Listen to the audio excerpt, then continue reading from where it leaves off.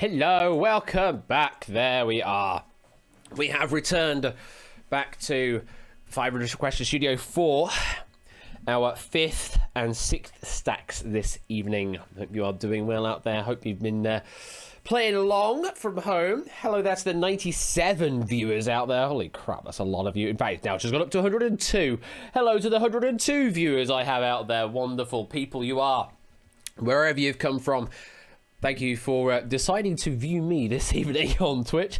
I usually do this stuff on Wednesdays and Fridays at about 8 p.m. GMT.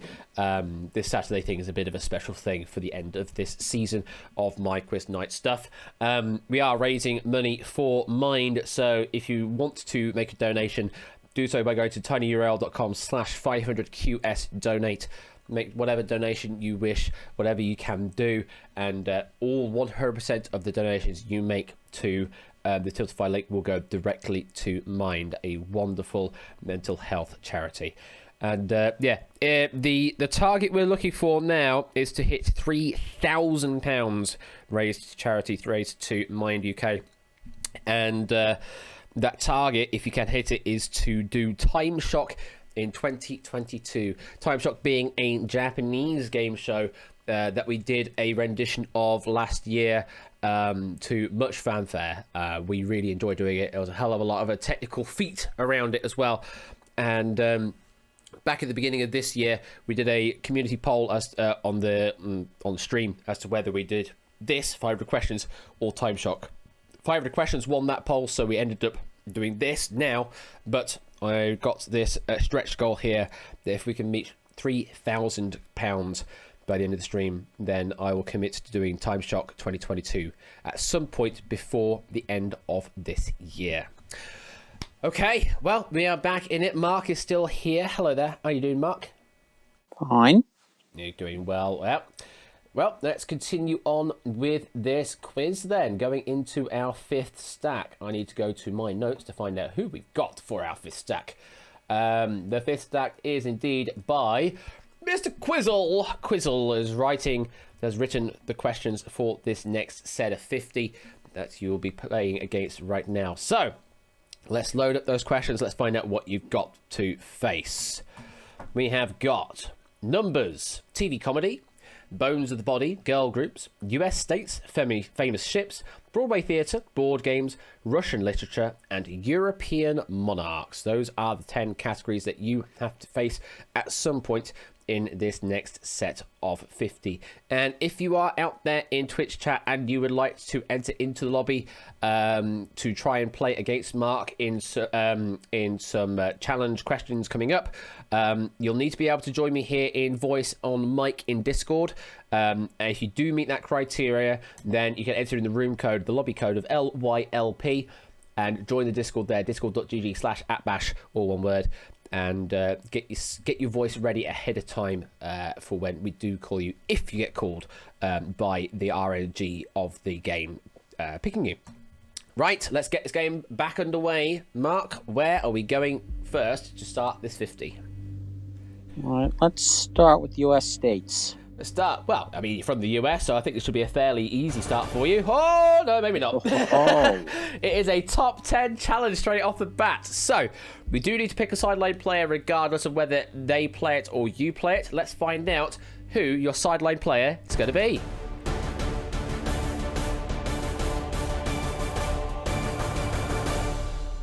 It is Chris. Chris Hannell has been picked by the bot here. Your first voyage into a voice game here in the community here. Would you like to make your way to the green room, please, Chris? And have we got a situation where we need to do a reroll? I'm hearing an R from Scorecount. Is there a situation where we may have to do a reroll or not?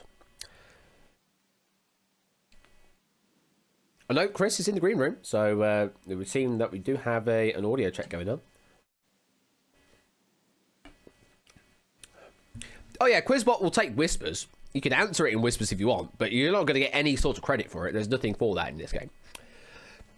It's all about the center stage experience for this stream, and all of you were sort of rooting for the players to be playing well. Hello, Chris. Welcome to the stream and welcome to the studio. How you doing? Of course, this would be the thing. This would be the thing that you make your final debut in voice here. Exactly. Yes. Welcome. You've been here for a few weeks or so now, haven't you? Yeah, I have been coming for a couple months now, and this has been a blast. And every once in a while, I'm like, I'm going to try and get on. I really hope I get on Discord today. I know this stuff. And then, of course, 500 questions. Why did it have to be 500 questions? Well, RNG works in mysterious ways. It really does. Well, you take the sideline seat for the time being. You might be facing this top 10 in a moment. Depends on if Mark wants to play it. So, Mark, you know it is in the world of the US.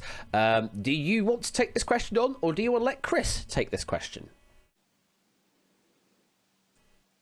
I'll try it.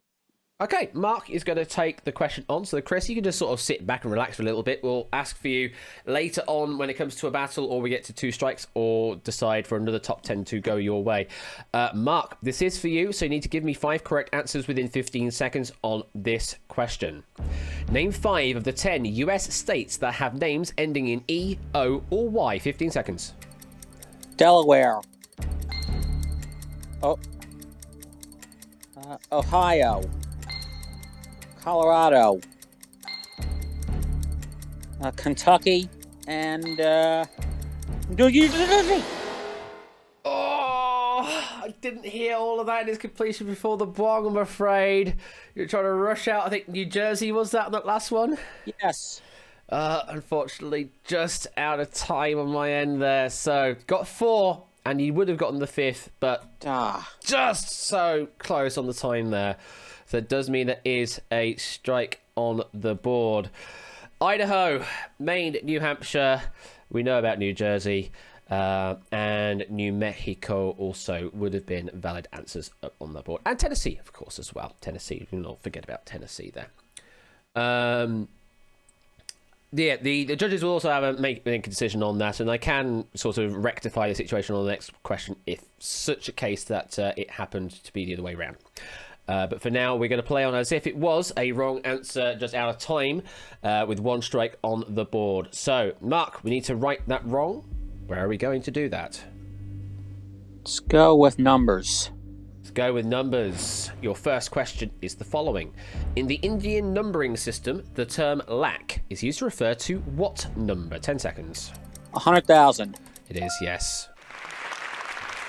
Yep, 5 zeros grouped in a group of 3 in the least significant, and then 2 for every significant group after that, as it were. So, yeah, 100,000 in our parlance is all good.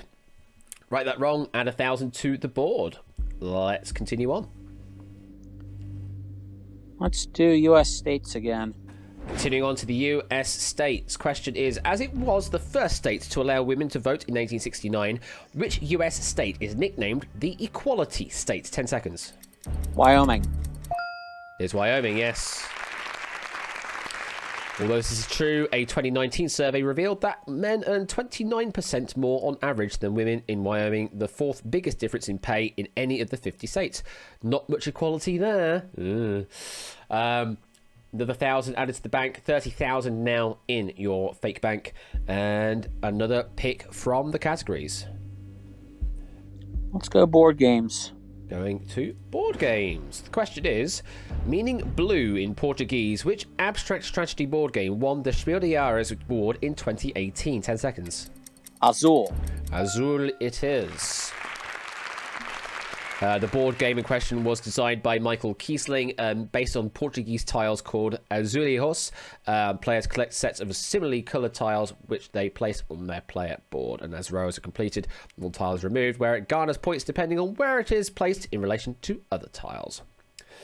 Another 1,000 added, 31,000 now in the bank. 36 questions you have seen so far.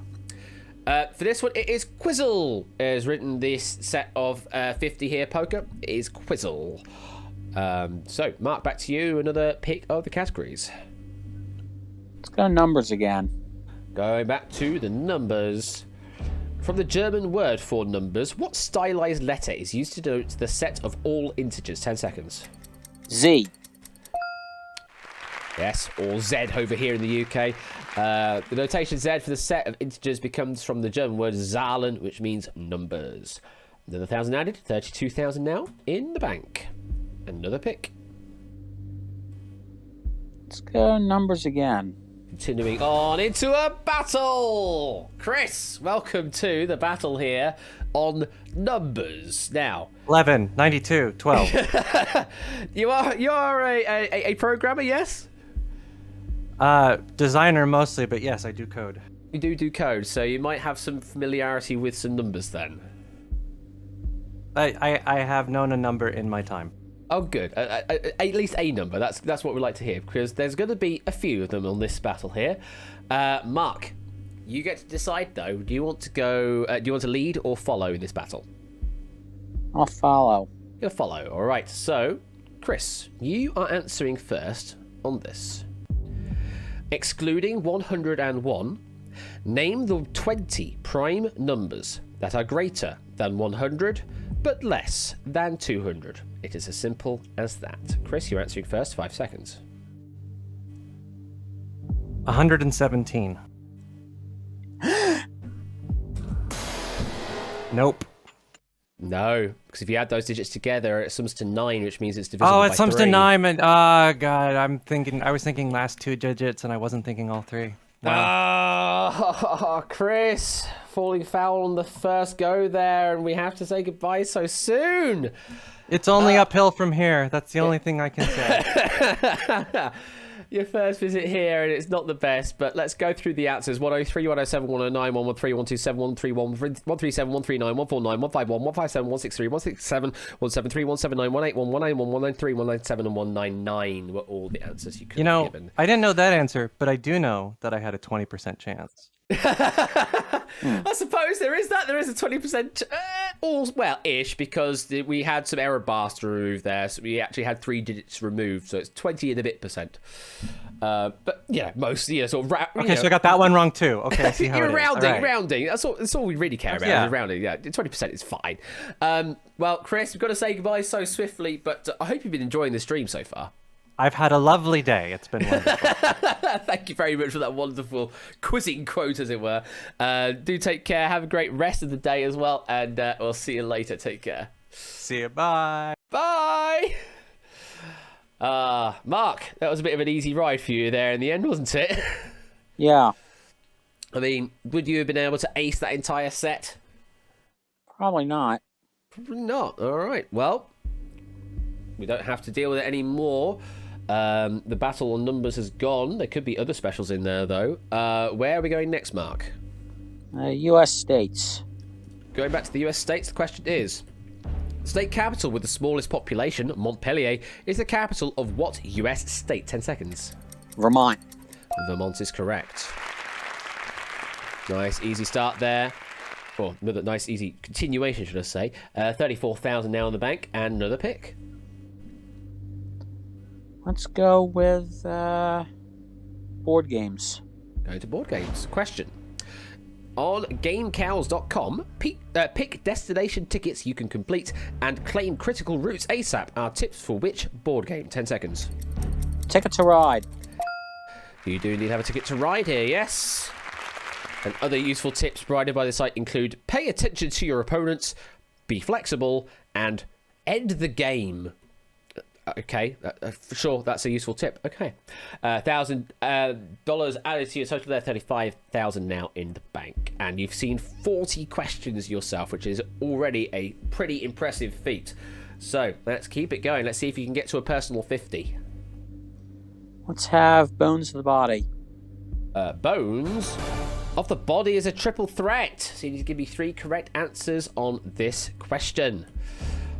Name the 3 Latin terms for the anvil, hammer, and stirrup bones in the human middle ear. 10 seconds. Malleus Incus Stapes. Perfect answer, yes. Well done. Nice, easy, sort of standard general knowledge that for quizzes. 3,000 added to the total, 38,000 now in the bank. 41 questions seen so far. Now let's keep it going. Let's keep this trainer rolling. Bones of the Body again. Bones of the Body for a second time. Question. Which of the tarsal bones in the human foot shares its name with a simple 3D geometric shape? 10 seconds. Cuboid? Cuboid is correct, yes. There we go. Another 1,000 added to the total. I'm just catching now back up with donations that I had missed at the end of that break. JB Henry with a £25 donation, saying £1 for each of my questions. Thanks for letting me be a part of this. That's great. Thank you very much for that redemption, JB. I also see there is a redemption for me to say words. Hang on. Is that all you want me to say? Is those words there, JB? All right, we can do that. Get your clipper ready, I suppose, if you want to use this as your promotion. Watch Wheel After Dark every weekend. No, really do it. Watch Wheel After Dark every weekend. There you go.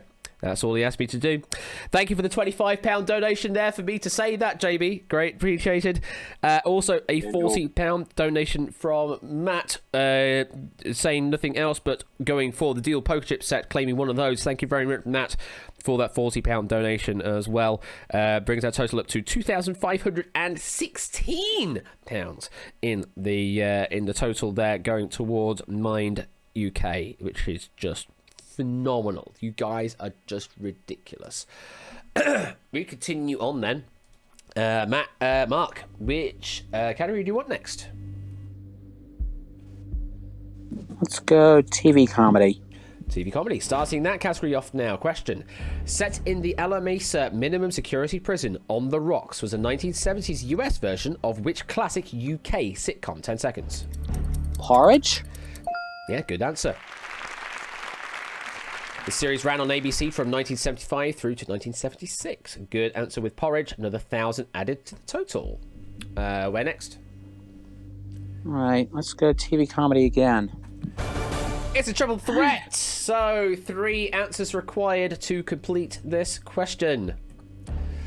Name the 3 female characters to have appeared in over 200 episodes of The Big Bang Theory. First names are acceptable. 10 seconds. Penny, Amy, and I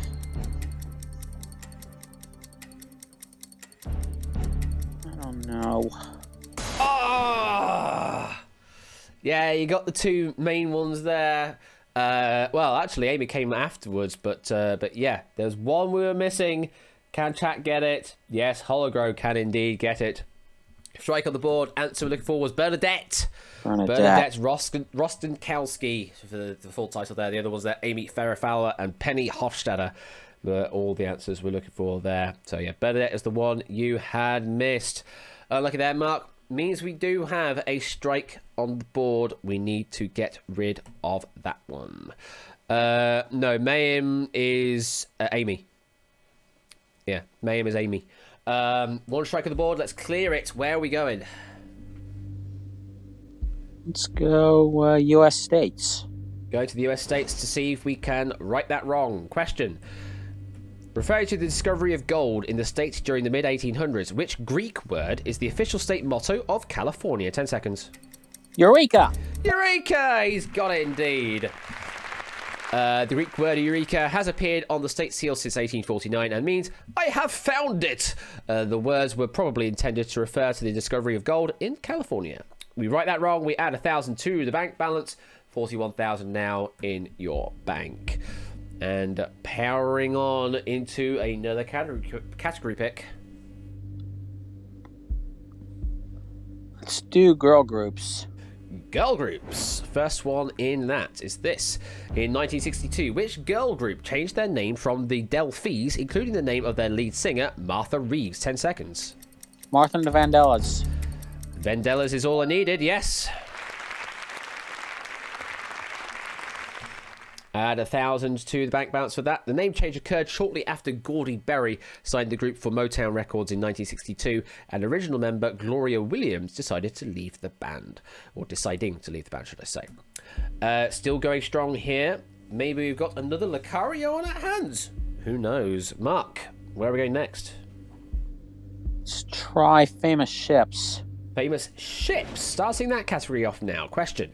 On board which US battleship did Japanese minister Mamoru Shigemitsu sign the surrender documents that formally ended World War II? 10 seconds. The Missouri. Yes, the USS Missouri, or just Missouri. This was on September the 2nd, 1945. Representatives from the Japanese government and allied forces assembled aboard the USS Missouri in Tokyo Bay to sign the Japanese instrument of surrender, which effectively ended World War II. Adding another 1,000 to the bank, 43,000 now in that bank. Still standing strong here, Mark. Still with no strikes as well. Where next? Let's go Broadway Theater. Broadway Theatre, starting off that category now. 20 years after it was a successful film, which show won Best Musical at the 76th Tony Awards held in 2021? 10 seconds. The Lion King. Chicago.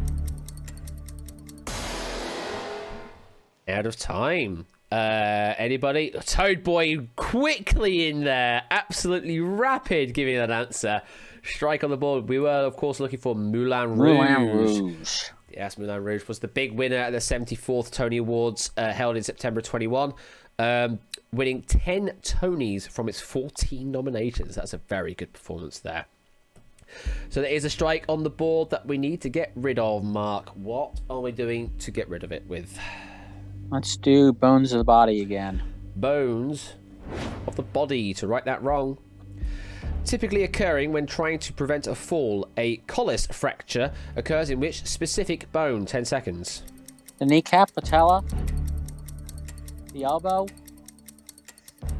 The... Oh, God. The wrist. Can't accept risks, I'm afraid. You need to be more specific than just that. We are out of time, but you are getting there. You're certainly getting to the right place. It's in that area of the wrist, but not quite the wrist specifically. We need a bit more than that. Toot has got it in chat. We were looking for the radius bone specifically. Is the one we're looking for there. Yeah, a collis fracture is a break in the radius close to the wrist. It was named for Adrian Collis, the surgeon who first described it. Typically, the break is located about an inch, about 2.5 centimeters for those that use metric, below where the bone joins the wrists. And a collis fracture is what people are usually referring to when they describe a broken wrist. It is estimated that about 15% of those suffer one of them at one point in their lives. Now, we are in a dangerous territory here, Mark, because you're now on 2 strikes. If you get your next question wrong, then you are... And we don't want that to happen. So, we do have to pick someone to decide your fates, though. So let's find out who is going to pick your next category. Mr. Buzzer Bob! Mr. Bob himself is going to be picking the next category. So, Bob, please, can you find your way to the green room, please? Goodness me. Goodness me, Mr. Bob, to decide the fate of Mark here.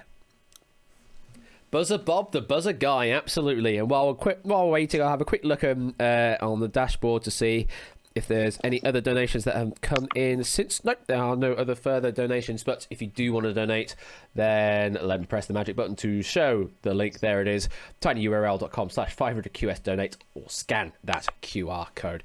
Also use the donate command in chat. Any of those things will work. Bob, hello. Oh, how you doing? It just happened again last year where I'm like, you know what, let me just go into the audience and just have some fun and, stay for like 30 minutes and see what happens. And then... Yep, RNG decides to give me the Yep. It always happens like this, doesn't it? Always. Well, here we are. Now, in this situation, you get to decide the fate of Mark here, to potentially. So you may not actually be answering the question, but it all depends on whether we do get a challenge type question. God, my consonants and vowels are terrible today.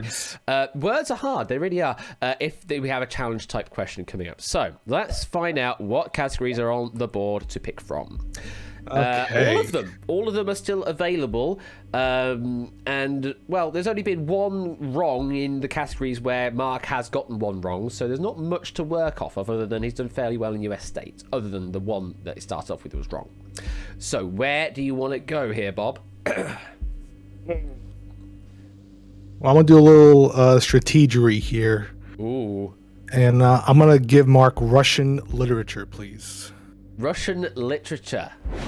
And here's a regular question. So, Mark, you need to answer this correctly to survive in the game. Good luck, Mark. Here we go. Here is your question. The puzzle known as a Ditloid derives its name from the novel One Day in the Life of Ivan Denisovich, a work by which writer? 10 seconds. Solzhenitsyn. He's got it right. He's got it right. Alexander Solzhenitsyn is the exact answer we're looking for there. Very well played. We right those wrongs. We add 1,000 to your bank. 44,000 now in your bank, and you have seen 50 questions yourself. So this is already a very strong performance here from you, Mark. And Bob, hey, we get to have you here for a little bit while as well until we hit a battle or something else. So just put your feet up and relax, and maybe we'll get to see a question or two. But Mark, we're back to you again. You're back in control of the picks. Were you a little afraid of the Russian literature being picked there? Not really. Oh, okay. Wow.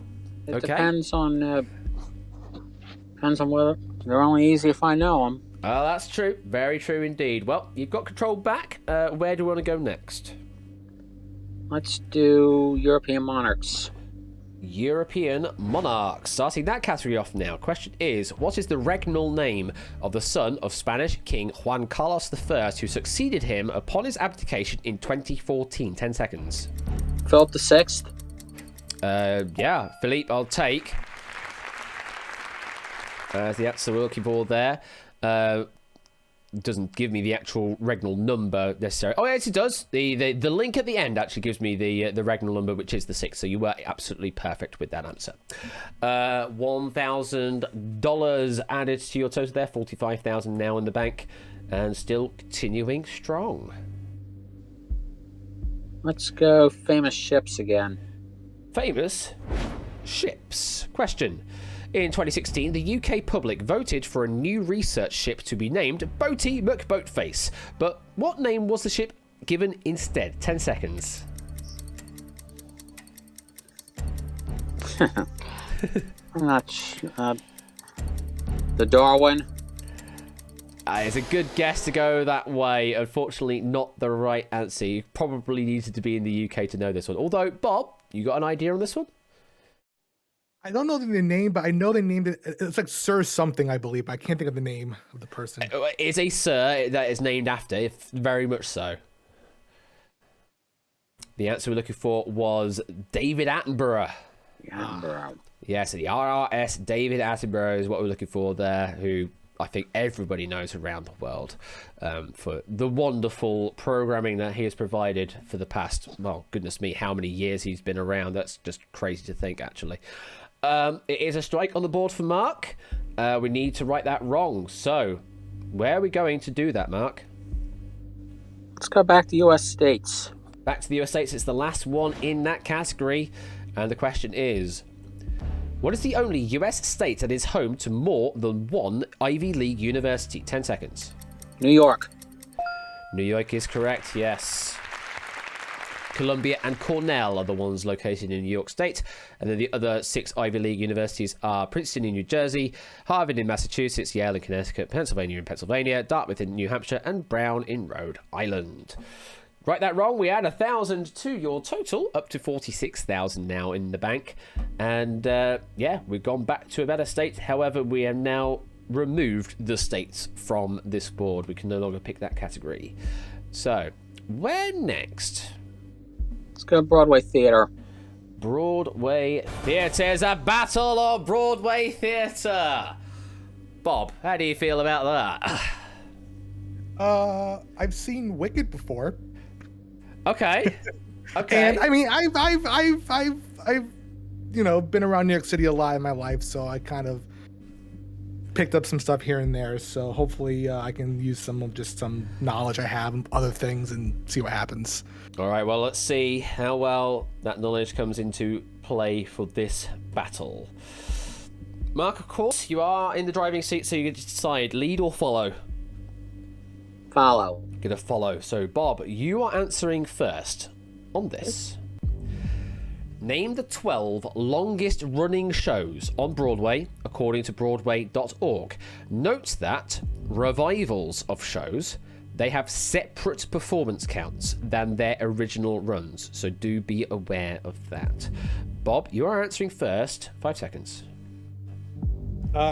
Cats. Yes. Phantom of the Opera. Yes. I'll go with Wicked.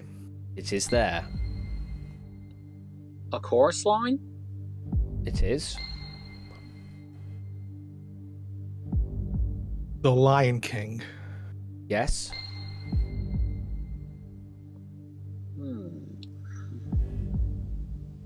Need an answer?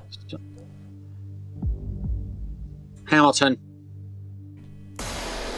Hamilton's not on the list, not in the top 12, I'm afraid, so that is another strike on the board. Well, I say a strike on the board, of course, we cleared the other one out, didn't we? So 1 strike on the board. A couple of people in chat, what do we think?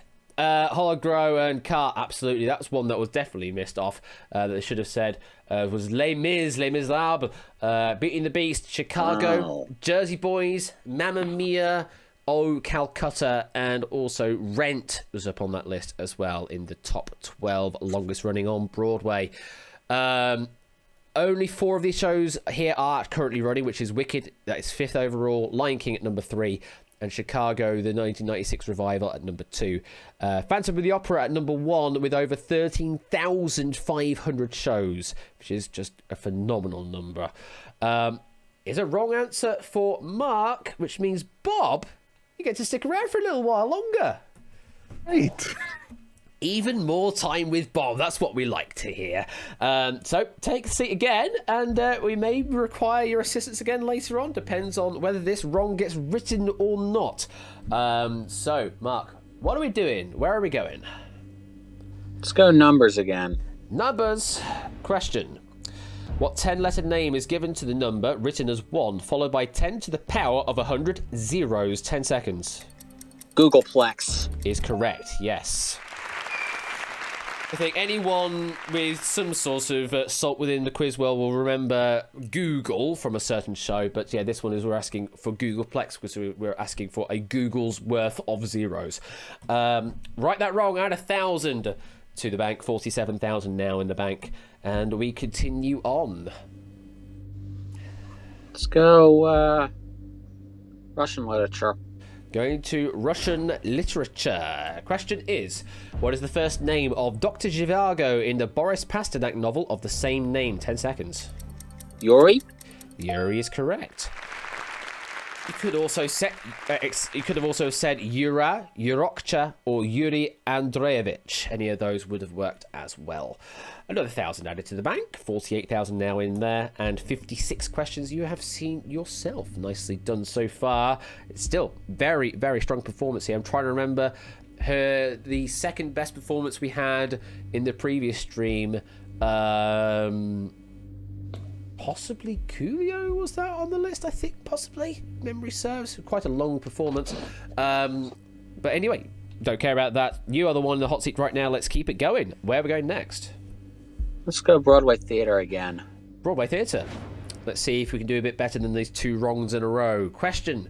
Which Broadway show with music and lyrics by Anais Mitchell is a retelling of Orpheus and Eurydice from Greek myth? 10 seconds.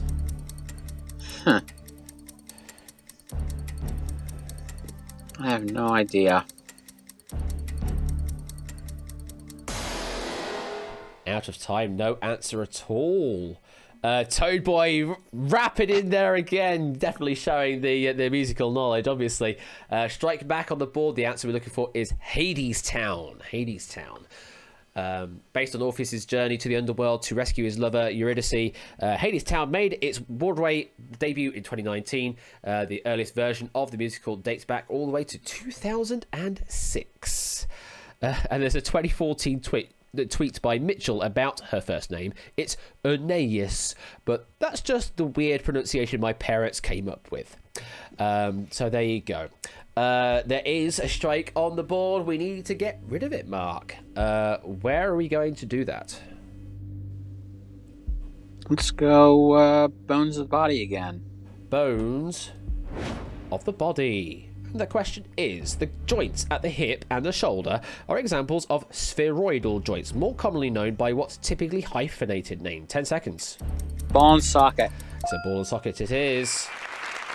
Another 1,000 on the board, and write that wrong as well. Back to strikeless territory. 58 questions seen. Is another category pick? Let's go Broadway theater again. Fourth one. Let's see if we get a right one. Named after composer and lyricist brothers, what is the name of the Broadway theatre with the largest seating capacity? 10 seconds. The Gershwin. It is the Gershwin Theatre. There we go. We finally got a correct answer in that category. The Eurus Theatre was renamed in 1983 for composer George and lyricist Ira Gershwin. The Gershwin has a seating capacity of over 1,900 seats, about 100 more than the Lyric Theatre a short walk away. There we go. 1,000 added, which means you are now up to a nice even 50,000 fake dollars in your bank. And you've seen 59 questions so far. So, yeah, really on a good performance here, Mark. Let's keep the pace up. Let's keep it going. Let's go TV comedy. TV comedy. Question. The phrase jumping the shark, indicating a point when the plot becomes far-fetched, originated from a 1977 episode of which sitcom? 10 seconds. Happy Days. It is indeed. The idiom that was coined in 1995 was by Don Hain in response to a 1977 episode from the 5th season of the American sitcom Happy Days, in which Fonzie jumps over a shark while on water skis. Another 1,000 added. And 60 questions seen, and oh, I hear a cat. Hello, Whiskers. Yes, what? Are you complaining because we're not to schedule and it's time for your dinner? Is that what it is? I think that is what it is. Well, unfortunately, we're into stack 5, Whiskers. I'm going to have to wait until the end of stack 6 until I feed you. All right? Yeah, I know it's a hard life, isn't it? But I think you can hang on for about an hour or so, can't you? Let's keep this going. And where do you want to go next, Mark? European monarchs. Or you're just going to jump on the desk, are you? Okay. European monarchs. The question is, Kings Oscar I and Gustav V both belonged to which royal house? The current ruling house of Sweden. 10 seconds. I don't know. Gustafsson? I mean, it's a good guess to go that way. You always have son on the end, but no, not this time round, I'm afraid. Anybody in chat? No, Jack does indeed know it, yes. Put that strike back on the board there. House of Bernadotte is what we're looking for there. There was the first king of the House of Bernadotte was Charles XIV John, who took to the throne in 1818. The current monarch is Carl XVI Gustav, who became king in 1973. Right, there we are then. Hello, Whisker. Do you just want attention on stream? Is that all it is? So if I go to the cut to me like that and I do this, is that enough? Is that enough for you? Meow? Yeah? Yeah?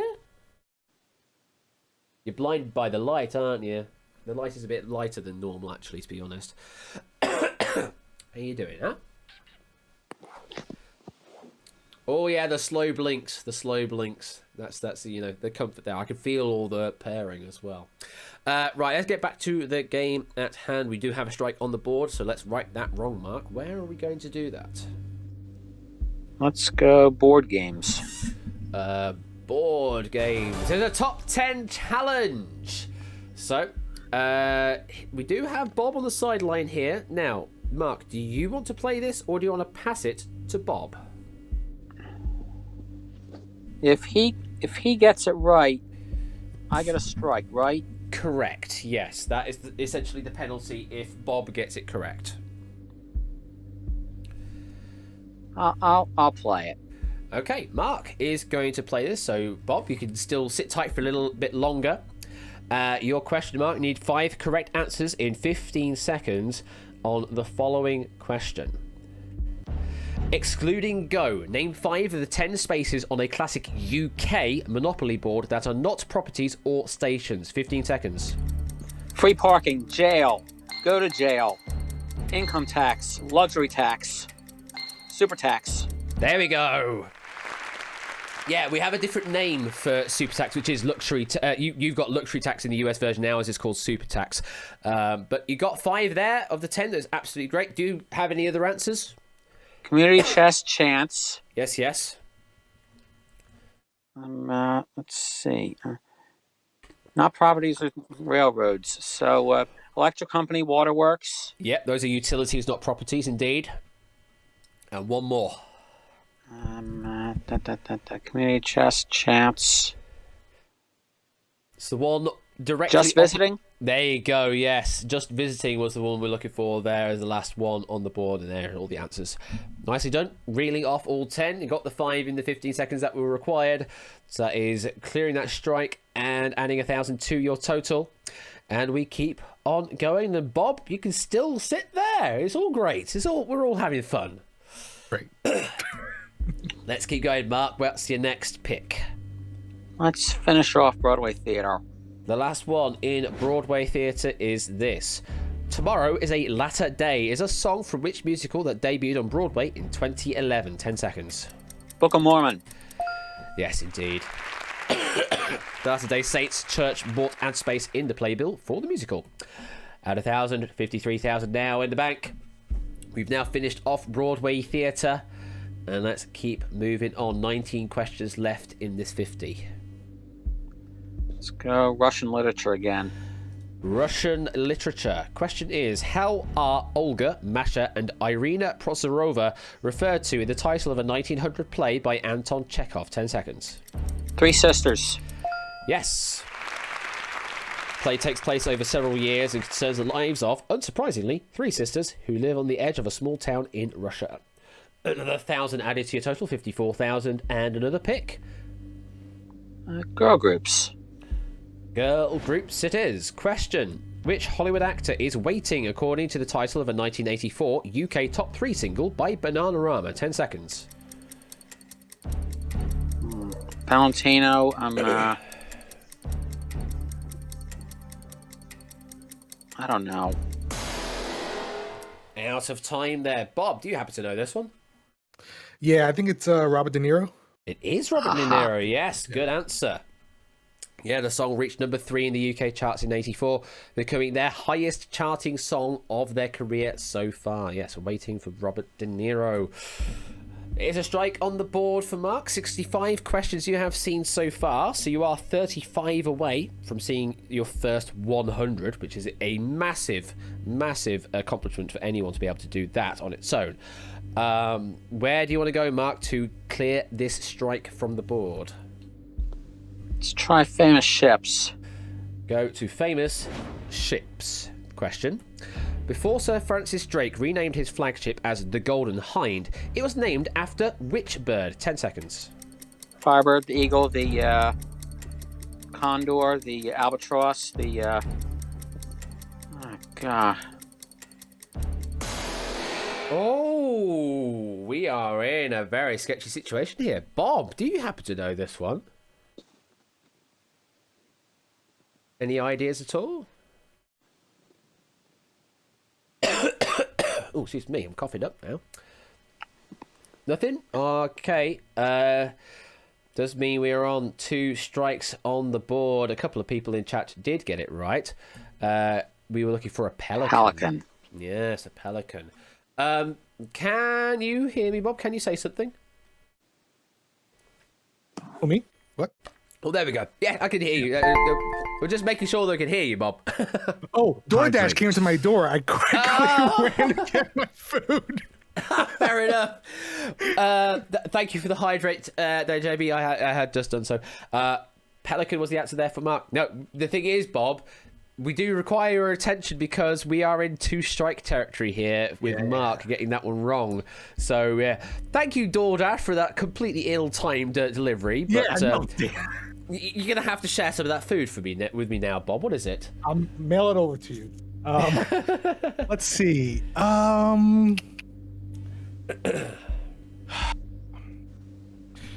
Let's do girl groups. Girl groups it is. So, this is a standard question. Mark, you need to get this correct to stay in the game. Your question, Mark, is the following. Which girl group set a record when their first 4 UK singles debuted at number 1, ending with Blame It on the Weatherman? 10 seconds. Spice Girls. Girls Aloud. Sugar Babes. No. Sorry. Oh, no. Just when you didn't want to see the UK con come up, there it is. It's the end of the game for Mark. Oh, no. Can't believe it. Bob. I certainly can.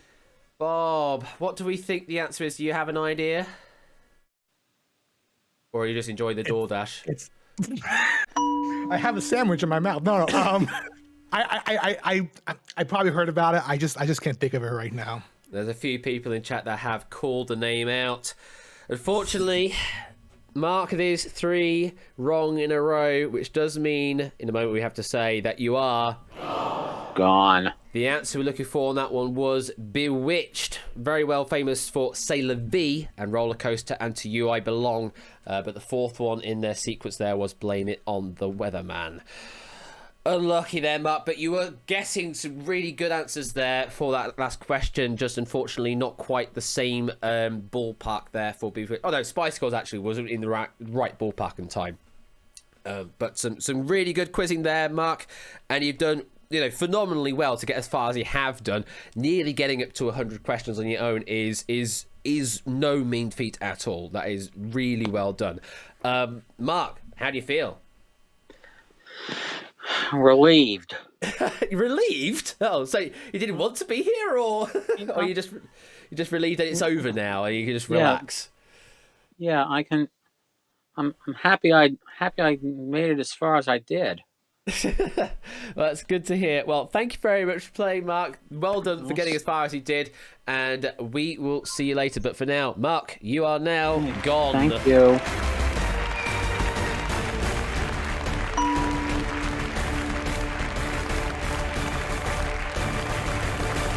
And that it is. We say goodbye to Mark. Does mean though, Bob, because you are in the fortunate position, you are now a hot seat player. I was afraid of this. Especially now that you got the DoorDash as an extra distraction to deal with. So yeah, it's all going to be so good. Absolutely great. I've heard a couple of dings while things are going on, so you can just eat some stuff while I quickly catch up on the donations here that have come through. What have we got? We have got Pyro with a £34 donation with nothing added on top of that, possibly to make it a nice round number, because we're now up to £2,569. Nice. Of course, we had to add that in the end. Oh no, it was JB that did that. Of course, it's JB's. Donates £19, and who says memes to make it 69 on the end. So it was actually JB's fault. We can all complain at JB. Right, thank you for all those donations so far. Still going to Mind UK, as I say, 100% of it's going to Mind UK. We're at £2,569. If we can get up to 3,000 by the end of the stream, then I will commit to doing a Time Shock stream at some point in 2022, sometime by the end of that year happening. Okay. There's also still some, there should still be some dual chip sets available. Yes, there are still 25 dual chips sets available if you'd like to get your hands on 20 poker chips in the style of the dual tokens, 10 blue, 10 yellow, so you can play in the physicality of your own home instead of virtually through the internet when I've done it like that. Okay, Bob. welcome to the hot side of the studio here. Hello. And you are now in the driving seat. How far do you think you could take this? We'll see what happens. I honestly did not expect to be in this position, and I think the nerves are going to get to me a little bit. So I think you'll do pretty well here, Bob, to be honest. See what happens. So, the only categories you can't pick from here is US States and Broadway Theatre, because we've now expended all those questions, but anything else is good. So, what would you like to go for as your first question? Let's try numbers. Numbers. First question then on numbers is the following. In maths, which letter of the Greek alphabet usually denotes the irrational number that begins 1.618033988? 10 seconds. Oh God, delta, epsilon, omega. Oh, omega's not it. Alpha, beta, gamma. I don't know this one. Just pressing guess on the Greek letters and you might hit it. Oh, so close. Get loads of people shouting it out, and I need to get that available as a gift version, don't I, Ape? I know what you're referencing. First strike on the board for you there. We were looking for phi. That represents the golden ratio, which is a property defined as 1 plus the square root of 5, all divided by 2. It is a wonderful ratio, but yeah, phi is the answer we're looking for there. It is a strike on the board here for you, Bob. We need to get rid of that wrong. Numbers is now out of the picture as well, so maybe that was a bit of a tactical elimination of that question before moving on. Let's keep going. Let's see if we can get a correct answer on this next bounce. Let's try TV comedy, please. Oh, you sure know how to pick them as well as everybody else. Okay, you know what? Okay. It is a battle, which means we've got to bring somebody else into the fray. Let's find out who the battle's going to be with. Wow. It's Nicole! Nicole has been picked to play this battle against Bob in TV comedy. Oh boy, here we go. Here we go on this one. This is going to be fun. We'll wait for Nicole to get sound adjusted, and we'll be ready to go on this battle. Holy crap! Got a 1,000-bit donation that's just come in from Puzzle Dan. Says, Go Nicole. Go Nicole. Thank you for the 1,000 bits there, Puzzle Dan. And hello, Nicole. How are you doing? Okay, how are you? Yeah, I'm doing good. You know what? Is this the first time that you have been on voice on one of my streams? I think so, actually. That's crazy. We've done a lot of conversing in the Discord, just playing Discord games and things like that. So it's, it feels like we have been on stream before, but no, I think this is the first time. I think it is. Welcome as your debut voice on stream here on 500 Questions, and it happens to be for quite a few people apparently, and it is on TV comedy. So is that a particularly strong category for you, Nicole? I am not mad about it. Let's put it that way. But I don't want to get, I don't want to get ahead of myself just in case. You're fairly indifferent by the decision. Let's find out if it is good or not for you here. So it is Bob versus Nicole here for this battle on TV comedy. Now, Bob, you are in the driving seat, so you get to decide whether you would like to lead or follow in this battle. Ooh. I'll lead. I'll lead. Ooh. It's the first time that we've had the hot seat player lead into a battle today, but that may work out in your favour. There's certainly a couple of occasions with the Icario's game where leading would have helped out. So this is the first time we're going to do it. So, Bob, you're going to be answering first on this question. Name the 20 most recent different winners of the Primetime Emmy Award for Outstanding Comedy Series. These are from the 38th Awards in 1986 all the way up to the most recent 73rd Emmy Awards held in 2021. Bob, you are answering first. 5 seconds. Veep. Yes. Oh gosh. I will say. Need an answer. Okay. I will say Big Bang Theory. Really? I'm afraid. Really? It's not on the list, I'm afraid. Good run. Good run. Oh, I hate to fine. see it happen. We really do. It is a wrong answer, I'm afraid.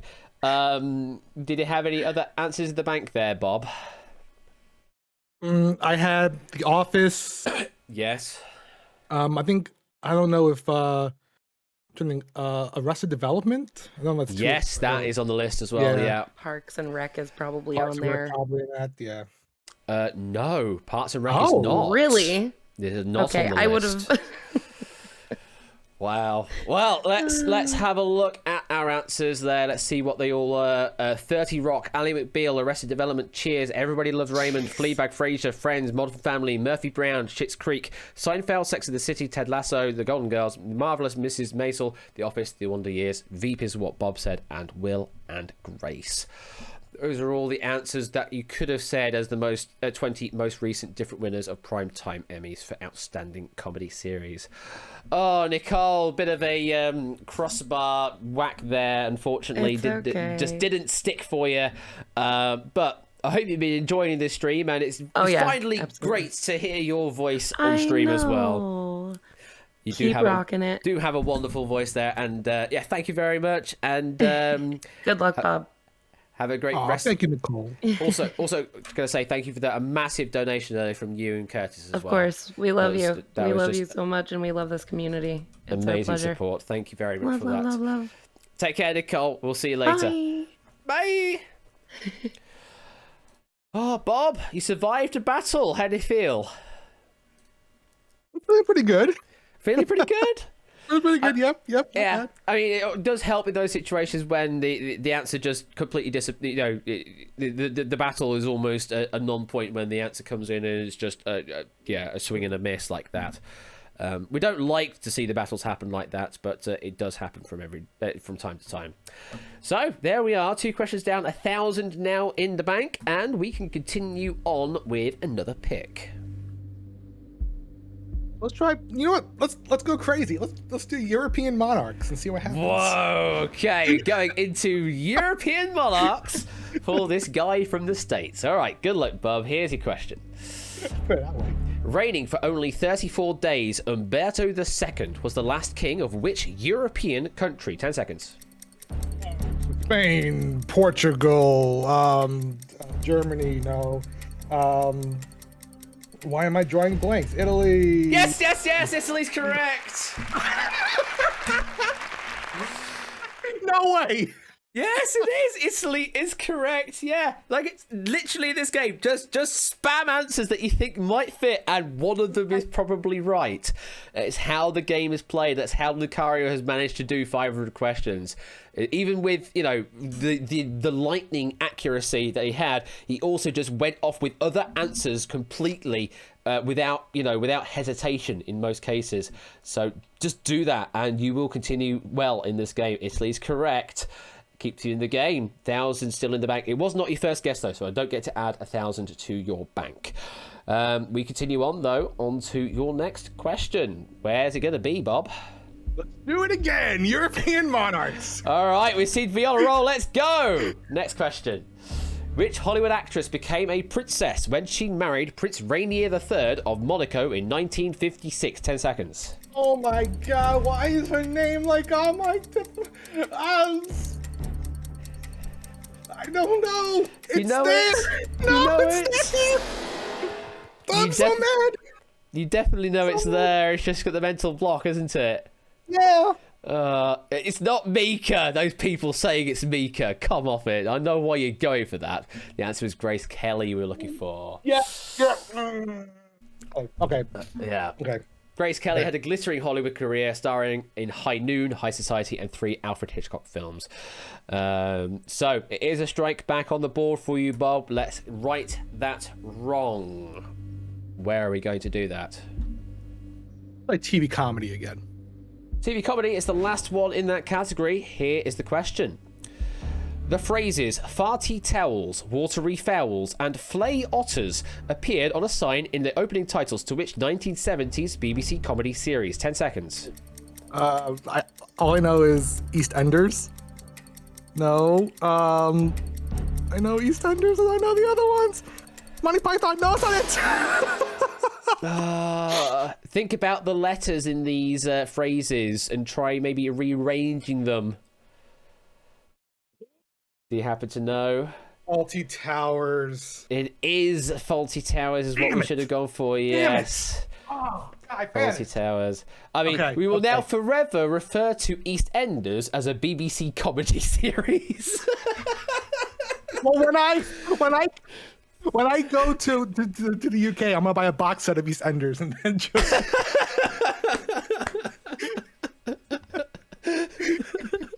I mean, to be fair, the way that they time the ending of EastEnders each time does seem rather hilarious. So, unfortunately, Bob, we have to be a bit serious now because you do have 2 strikes on the board. That means you've had 2 wrong in a row. We don't want to make it 3 wrong in a row. Otherwise, you are that noise, which is not good. We do not want that to happen. Now, because we are at 2 strikes, because that was the way you came into this game. We got 2 strikes on Mark, and you were invited to the game to decide the fate of Mark. Someone is now going to decide your fate instead. Who's it going to be? It is Alex, aka Oni91573. Oni has been picked to play next in the sideline seat. Playing sidecars here. Just wait for Alex to get sound check. We'll have a quick check on the donations as well while we're here as well. There's always a good opportunity to do that. Refresh, overview, and we are sitting at nope, no further donations. That's absolutely fine. But if you do want to donate, all the commands, !! Donate, tinyurl.com/500QS donate, or scan that QR code. Bye. Give you a challenge now. Hello there, Alex. How you doing? It's been a while, mate. Oh, it's great. It has been a while, yes. Thank you very much for the stack of questions that you had earlier on. Didn't get a chance to sit on them because I was on a bus for most of that time. Oh, well, the VOD will be very interesting viewing for you afterwards, I will say that. I don't know if people have spoiled any information, but it will be very interesting viewing for you after the fact. I haven't had it spoiled, and if someone does spoil it, I'm going to beat them with my shoes. Okay, so while we're here, while Oni is currently in present company, please keep stum about his set so that he can view the results of his stack at his own leisure. You hear this? Thank you very much. You hear this? You don't want this on, do you? Oh, he's serious as well. Right, well, let's get into this situation then. So, 2 strikes are on the board. Oni, you are deciding Bob's fate here. We can't pick numbers, or TV comedy, or the US States, or Broadway theatre. The other 6, though, there are still questions available. Which one do you think is going to knock Bob out? I think you're going to have a lot of fun with girl groups. Girl groups. All right, it is a standard question. Bob, you have to answer this correctly to stay in the game. Are you ready? Let's go. Good luck. Here is your question. First hitting the mainstream charts in 2018, Jisoo, Jennie, Rose, and Lisa are the members of which girl group? 10 seconds.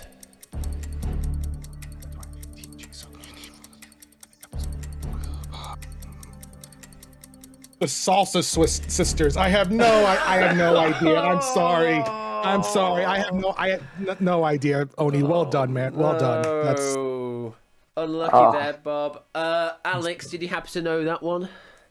Well, I know from Jisoo it's South Korean. I'm going to guess Blackpink. Yeah, if it's South Korean and it's a girl group, you draw the 2 lines together and you get to Blackpink as your answer, yes. Okay. And if it's not a girl group, then it's BTS. Those are the only 2 that exist. That's how quizzing works, apparently. I'm sure there are other bands out there that will obviously testify that they do exist, but quizzing says they don't. Unfortunately, Bob, we do have to say goodbye to you right now because that is 3 wrong in a row. which does mean that you are... There it is. But I hope you had a great time here. And now you can finally enjoy your sandwich in peace and not get interrupted by me shouting questions at you. So, well, I just want to say this has been great. I didn't even expect it to be at this spot. Very few are lucky enough to get to this spot. absolutely. So, I'm just proud that the way I've done it. And Oni, I want you to complete the rest of the stacks here and just go all the way. So. You're putting a lot of weight on my shoulders, mate. Best of luck, and Ash, thank you so much for doing this, and thank you for being a great member of the Twitch community. So thank you so much. Oh, thank you very much for those very kind words, Bob. There's a heart going to you there, right there. Have a great rest of your time, and just relax the rest of the day for you now, Bob. Take care, and for now, we have to say goodbye. Everybody, oh, my cat's with me out. Okay, bye.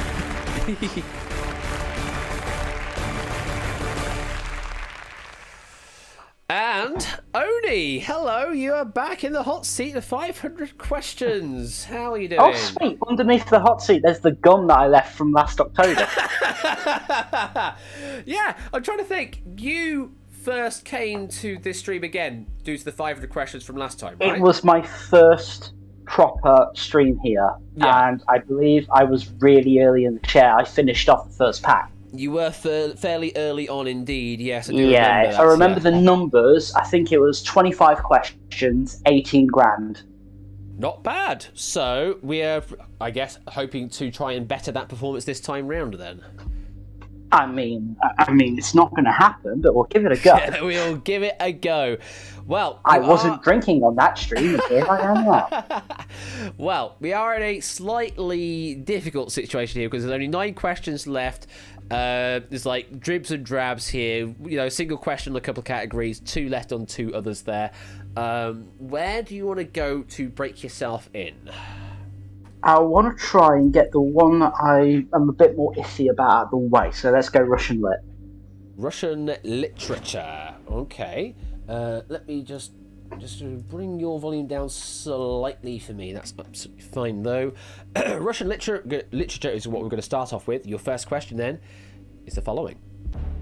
What is the repetitive pseudonym of the professor who becomes obsessed with a 12-year-old girl in the novel Lolita? 10 seconds. Oh, I want to see Nabokov. No, I don't know.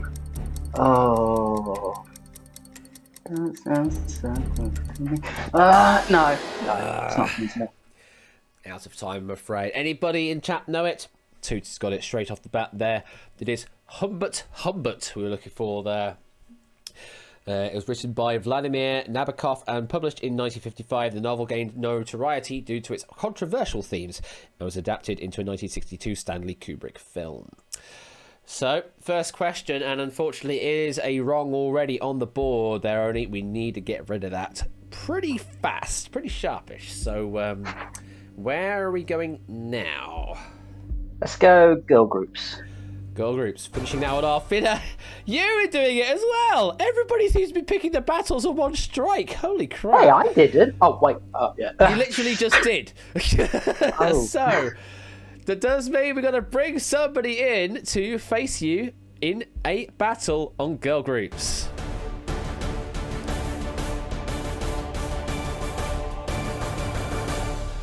And it is, name I'm not familiar with, UCDO 153. UCDO 153. You have been picked by the game. Now, are you around in Discord? Are you available to play? Or did you join the lobby by mistake? They just left the server. Oh, that's always good, isn't it? Were they in the server for how long? They were in for a bit, but okay. Have they literally just gone AFK right now? And the game has just picked them. That's absolutely horrid timing. But unfortunately, that's how it goes.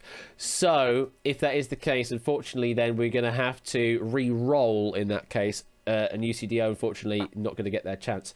So, let me find the button I need to press to force a repick. I press the repick button there. And hopefully, if I press continue, then we should get a new pick of a player.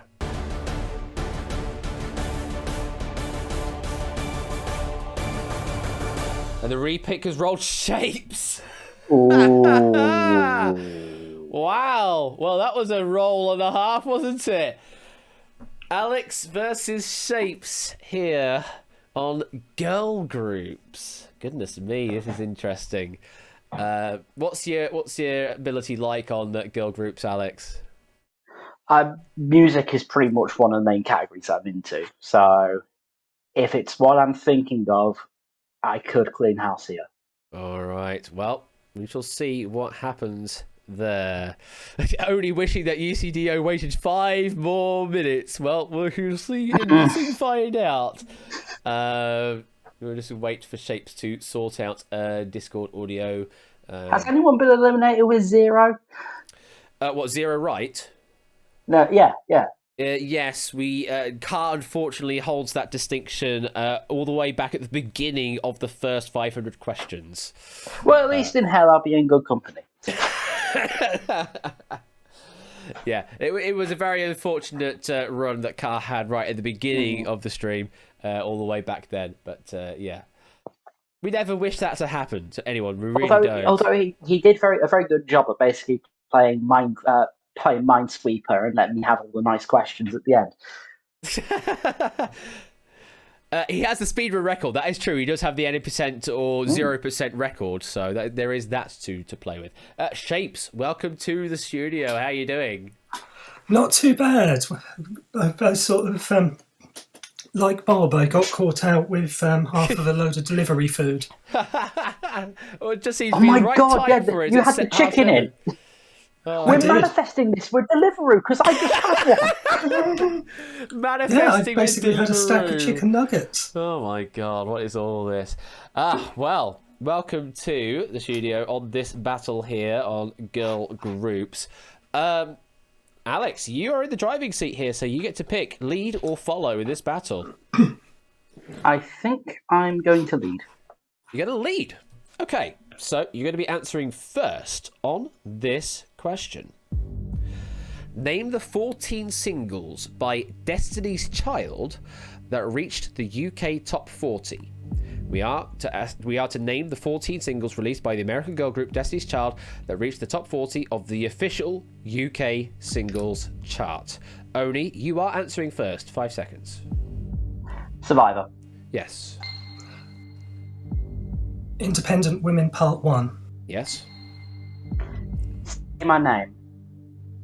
Yes. Bills, Bills, Bills. Yes. Bootylicious. Yes. No, no, no. Yes. The 12 Days of Christmas. I mean, There is that one. They've done that Christmas song. I appreciate. Unfortunately, not on the list that I've got here, unless they've got a different title. In which case, you've not given me the correct title I'm expecting. I think that's one of the B-sides to Independent Women. All right. Okay. Well, that would Because it's the one that you hear on every bloody music station around about December. It's not me going mad. On the first day of Christmas, but do not say to me. Yeah. Also, yeah. Yeah. I know which one you mean now. Yeah. Well, we got to nearly the halfway point there, and then we sort of ran out of steam. Let's have a look at the other answers that there could have been on the board there. We have got With Me, Get on the Bus, Bugaboo, Jump In, Bugaboo, that's amazing. Emotion, Lose My Breath, that one. Soldier, and Girl. Those are the other answers you could have given in that time. Now, Oni, got to be a bit serious here because you do have 2 wrong in a row. If you get the next one wrong, then you are gone. And we don't want that to happen. So, let's see what we've got in store for you. In fact, Shapes is going to be picking here because he is on the sideline situation here. He gets the distinction of picking the next category for you to face. So, Shapes, what category do you think is going to knock Oni out?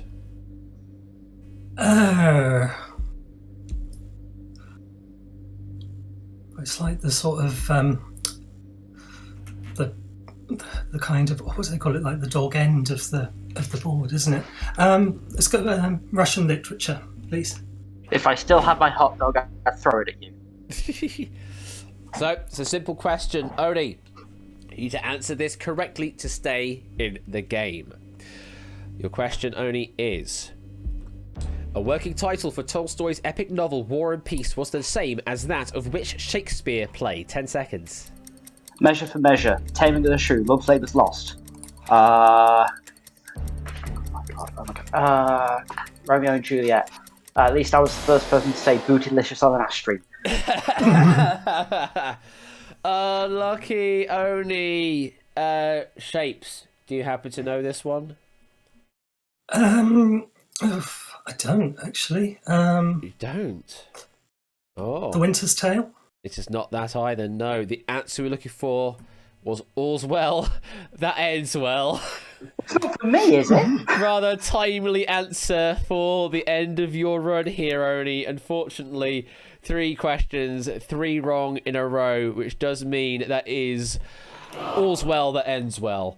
But I hope you had fun, despite the game completely trolling you with that last question. I will take my $0 and be absolutely proud of it as I fan my face with imaginary money. Well, thank you very much for playing. Thank you for having a great time here, and we'll catch you later, Oni. But for now, I've got to say goodbye. Yes, right. Walk. Well, I don't have the victory line thing, unfortunately, so... This is what happens when you make a mistake. Anyway, I'm gone. Bye. Bye! So, Shapes, you now assume the hot seat here. Congratulations. Now that you are eating as well as Bob was doing earlier, it just seems to be the way for all our hot seat players. Did you think you'd actually get into the hot seat tonight? I had very little hope of sort of taking... Because, yeah, like I only said, that sort of girl groups and against him in particular.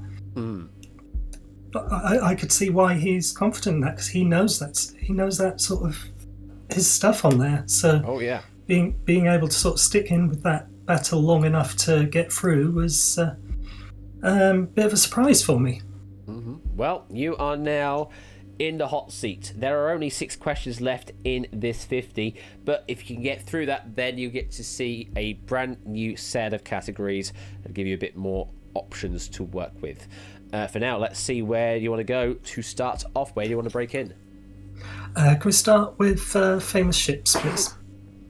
Famous ships, indeed we can. And you're starting off with a triple threat. So you have to give me 3 correct answers in 10 seconds to get the question correct. If you can do, $3,000 is going to be awarded to you. So, your first question, Shapes, is... Name the 3 ships that Christopher Columbus took on his famous 1492 voyage across the Atlantic Ocean. Give the common names for the ships. 10 seconds. The Beagle, the Mayflower, oh god, Going the wrong way there, I think, from the sounds of things. Chat, what do we think? Toot, Chris, Theory have all got those answers there. I think Mark also has it as well. We were looking for Nina, Pinta, and Santa Maria. The answers we're looking for. Oh, of course. Yeah. So I'm afraid no answers up there. You could have also said Santa Clara, I think, for Nina, according to this, because it was Nina being a nickname of the formal name of Santa Clara. But is your first question wrong? Hopefully we could fix that with a different category. Or maybe you want to go back to ships again and finish that category off. Can I go for board games, please? Of course you can. Question is: Creative Cat, Data Head, Star Performer, and Word Worm are the 4 card categories in which party board game. 10 seconds. Oh god, what's it called? No,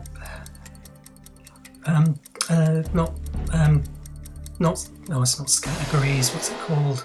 You're thinking about it in the right area of the brain, a brain area type thing. It is a synonym of brain in a way. We were looking for the cranium. Cranium, yes. Yes. Billed as the game for your whole brain, Cranium tests players' ability to draw or sculpt, answer general knowledge questions, act, mime, sing, or hum and spell, solve anagrams, and wordplay. And David in chat there. Fun fact: he adapted this game for the UK. So there you go. More you know about David J. Bodicum. Shapes, we're in danger territory for you. It's 2 strikes to the board, which does mean we have to pick someone to decide your fate. And that person to decide your fate is Saigai Dave. So, Saigai Dave. It's a name we've not heard of for a long time, but it's good to see that name back. Would you please like to make your way to the green room? And we'll get you sound checked and get you into the studio. Unless, of course, Saigai is AFK at the moment. Need to see a... Oh, no, there's Saigai in the green room. That's good to see. We will get started in a moment then. Hopefully. Excuse me. I have a very tickly throat situation going on. I may have to use some strepsils later. It's all that Richard questing I was doing earlier is actually wrecking my throat more than I thought it would do. Let's quickly check the donations, see if anything else has come through since. I know that we had a massive flurry at the end of Lucario's run. So I'm not surprised if people are holding back for a bit later or whatever. Yeah, no further donations right now. Saigai Dave, welcome. It's been ages. Why, hello there. Yes, it's been, oh God, just under the year now, I guess. It's been a long time. How you been keeping? Not that bad. I had a couple of health scares and other stuff like that, and mental health problems, which really put me off quite a lot of things and took me down quite a few things. So that's why I haven't really been here as of late. But yeah, I've been happy to be back, to be honest. It's good to see you back and in good condition. It's awesome. So welcome to 500 Questions, and we have a very important decision to make. There's not many categories to pick from here, but you do have the choice here to decide the fate of Shapes. 4 categories to pick from: Bones of the Body, Famous Ships, Board Games, and European Monarchs. Which one do you think is going to knock Shapes out of the game? Well, I think I'll go for Famous Ships, please. That it shall be then. So, Shapes, you need to answer this one correctly to stay in the game. Good luck. Here comes your question. Which Cunard ocean liner was sunk by a German U-boat on 7th of May 1915? 10 seconds. Oh, I can't remember. The Valiant, no. The Destroy, no. Oh, another 3 wrong in a row. Yeah. And loads in chat throwing the answer out as well. Oh God, that makes it worse.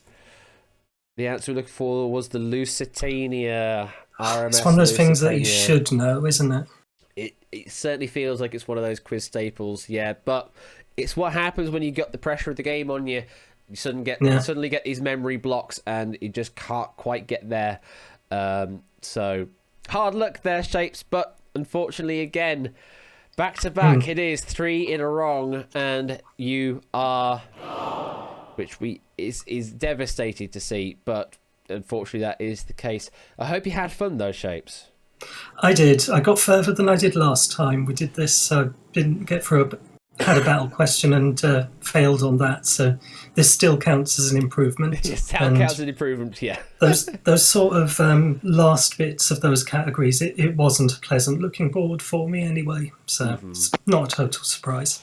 Well, for now, Shapes, unfortunately, we do have to say goodbye. Have a great rest of your evening. Now you can have your food without me distracting you again, shouting questions at you. So do go and enjoy your food, and we will see you later, Shapes. Take care. Cool. Thank you. Bye.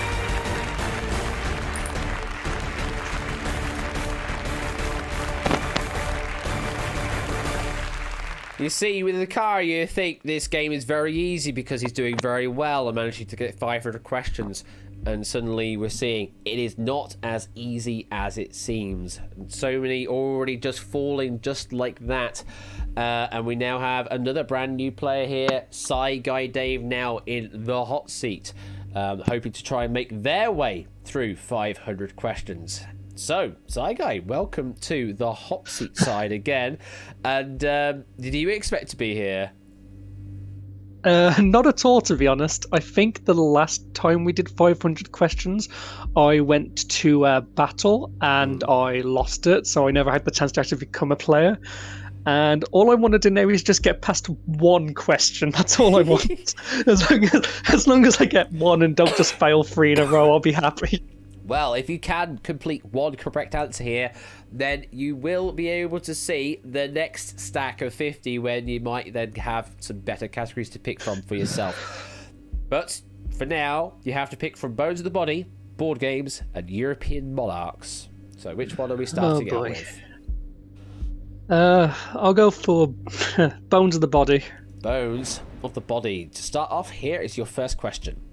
What medical name is given to the 7 uppermost vertebrae of the human spine found in the neck? 10 seconds. Oh God. And my mind's already gone blank. Oh no. This is a great start. Oh God. No, not at all. Nothing. Not a thing. That's not what we like to see. Aye. I hope it's not going to be a triple gone. I really hope it's not. It's another wrong on the board, though, that we have to put there. We were looking for the cervical vertebrae. And the other groups of vertebrae are thoracic, lumbar, and sacral vertebrae. But the cervical is the one we're looking for in the neck. So, it is a wrong on the board. Bones of the Body are now gone. Well, you only have board games and European monarchs left to pick from. Which one shall it be? oh, that was a great start. Don't think about it. Let's just move on. Let's see, and just this is going to be a correct answer. All right. Okay. Let's do board games. Board games. Everybody knows how to pick them, don't they? Oh my God! Again, battle on one strike. How does this keep happening? So we have to pick someone here to face you. Who's it gonna be? Let's find out.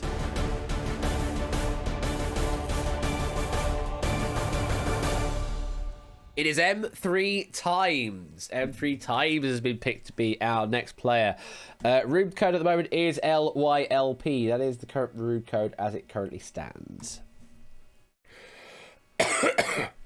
M3! Are you around in the Discord? Please make yourself known in the green room. Then we can bring you into this game. M300 questions, something like that. I did hear a ding there actually, so let me quickly check the donations on that front. That ding that came through there was from Alex Richards, aka Oni, with a £21 donation, who says Quizzle has 0 chill tonight, and also does have a redemption for me to say words. So let me quickly just say some words while we're here. This quiz is not sponsored by Deliveroo.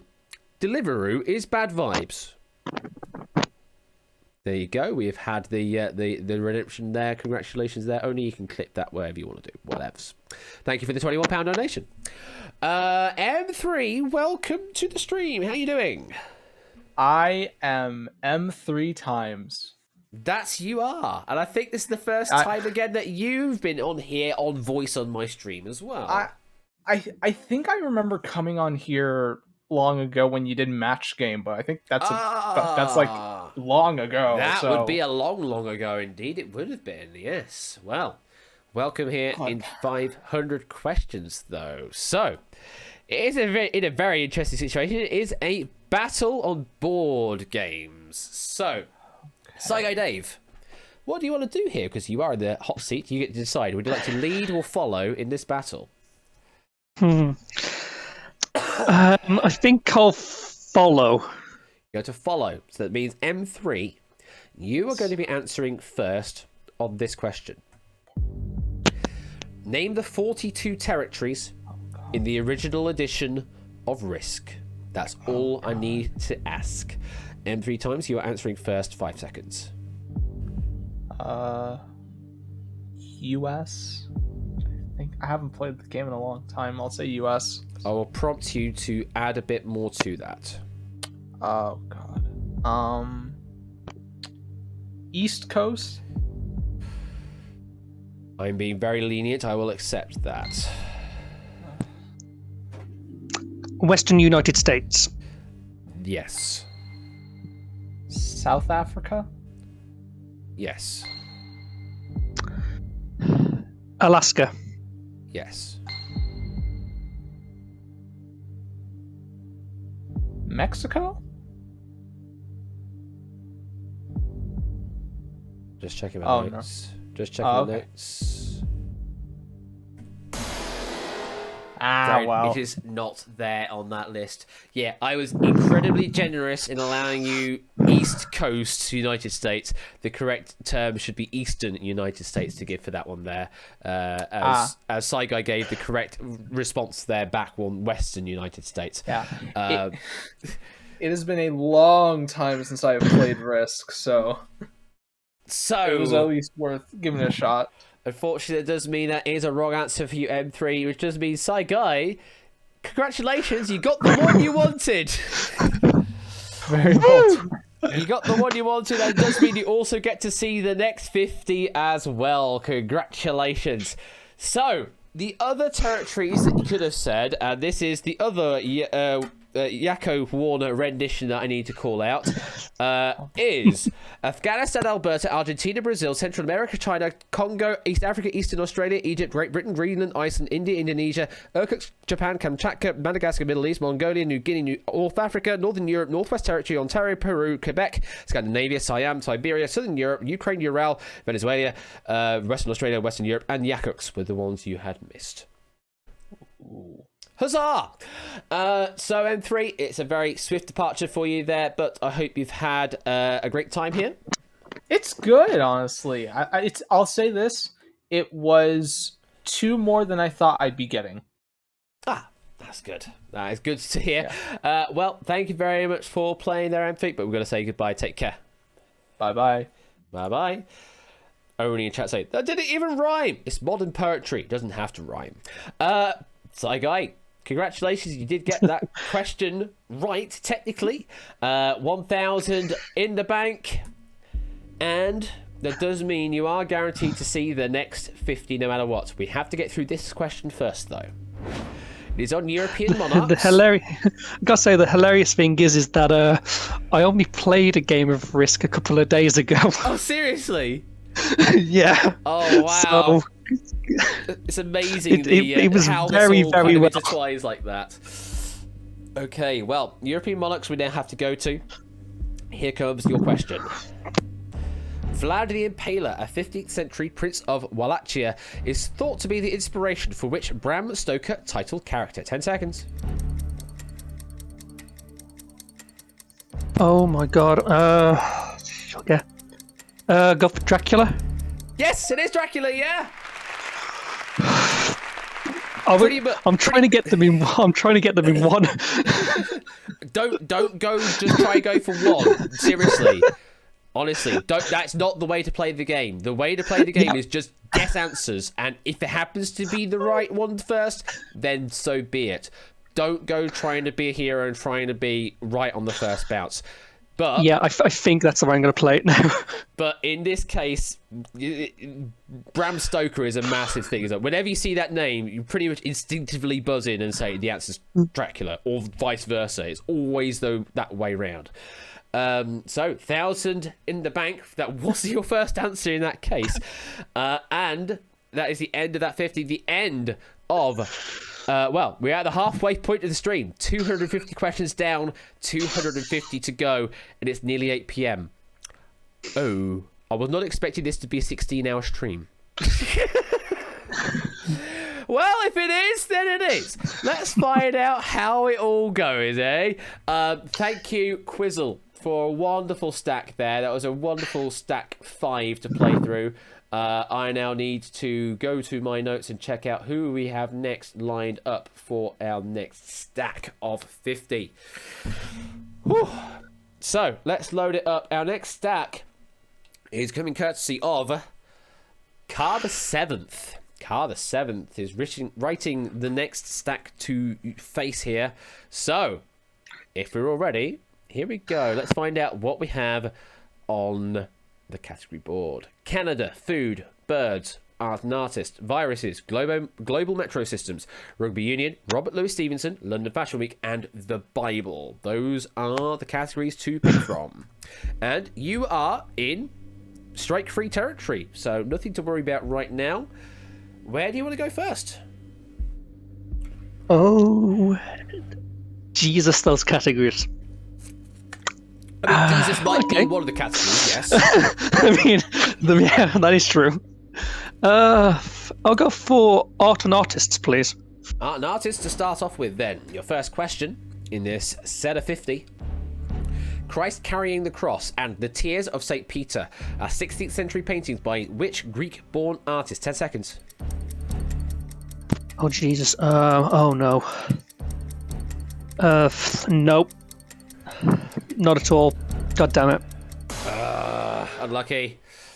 Here's a wrong on the board. The answer we're looking for there was El Greco.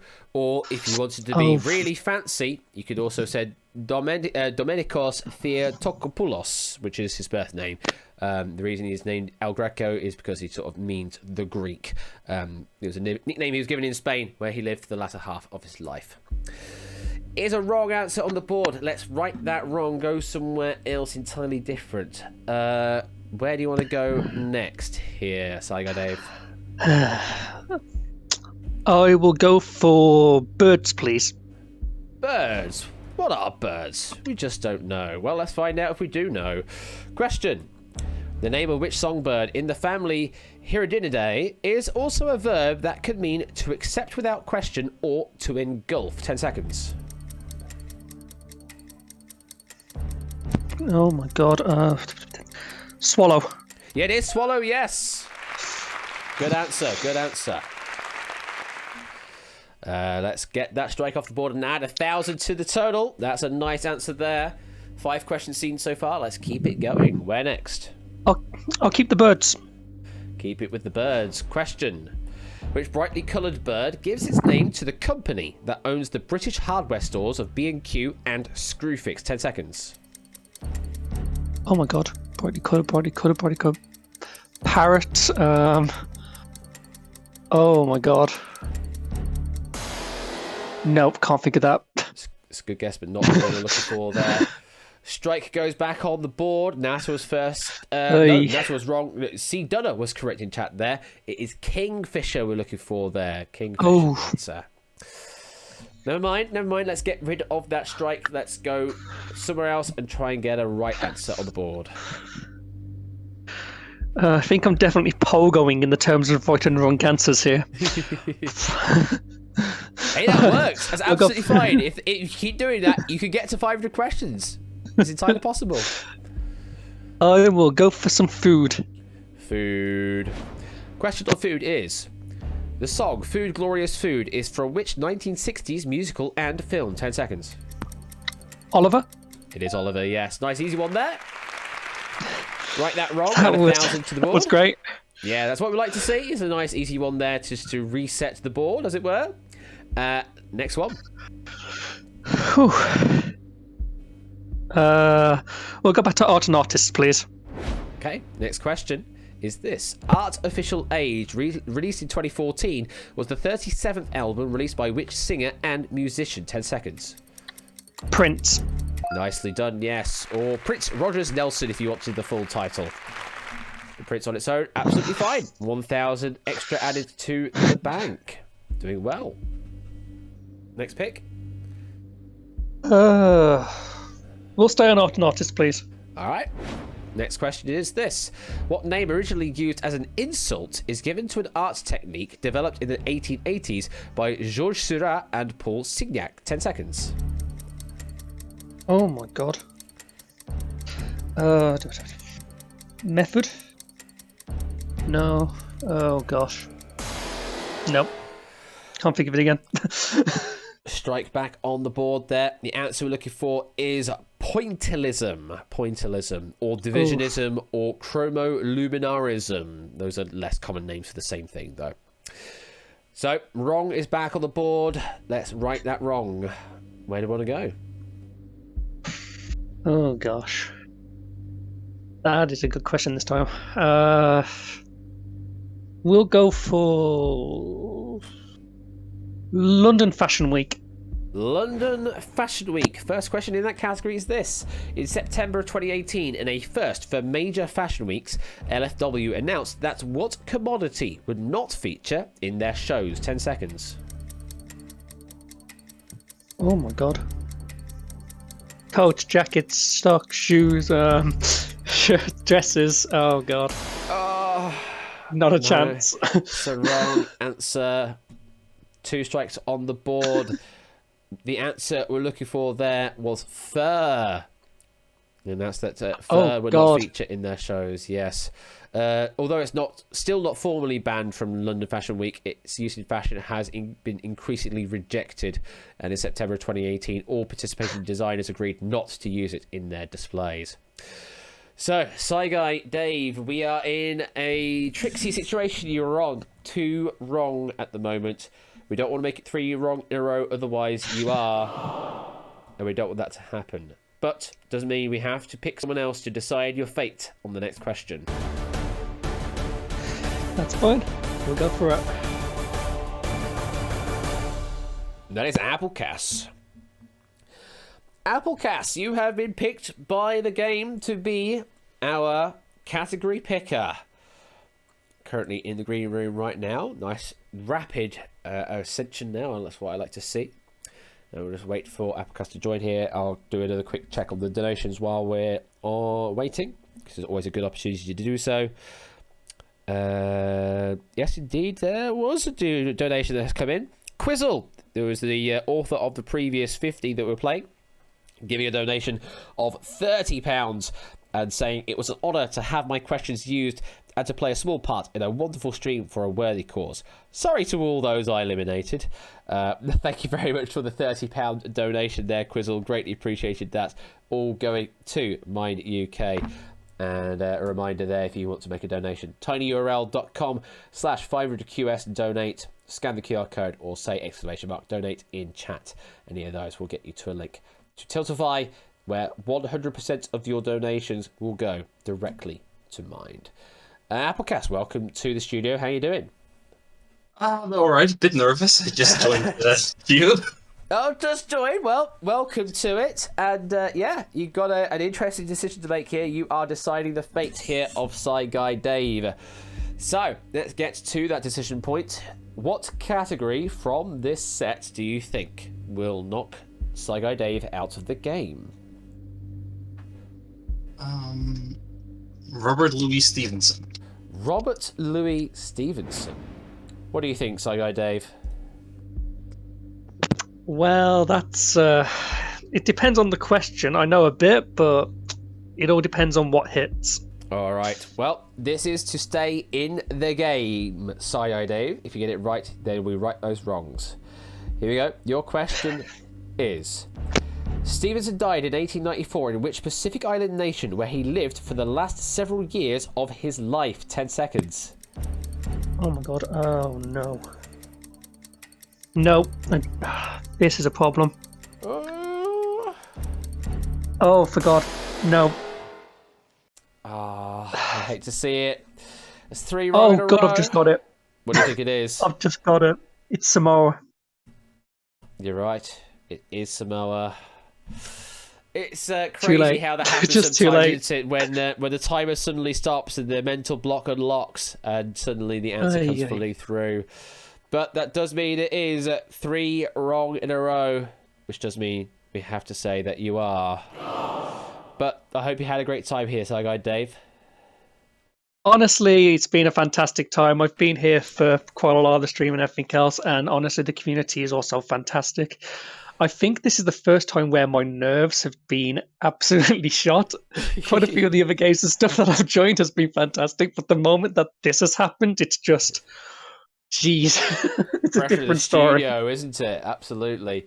Well, Dave, it's been great to see you once again, and do stick around, and I hope to see you later. Take care. Of course, take care. Thank you. Bye. Bye.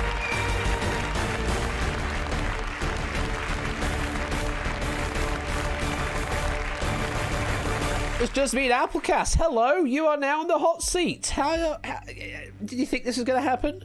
No, not really. Not really. I didn't expect to get anywhere in.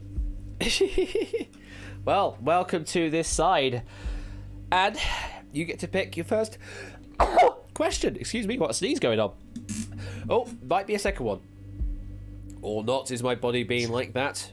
Apparently it's being like that, telling me I have a second one and then suddenly deciding not. Right, Applecast. Where are we going first? Which category? All are horrible. Let's go for Canada. Canada. Let's go with Canada. Which body of water borders the provinces of Manitoba, Ontario, and Quebec, as well as the territory of Nunavut? 10 seconds. Lake Victoria, Lake Superior, Atlantic Ocean. I have no idea.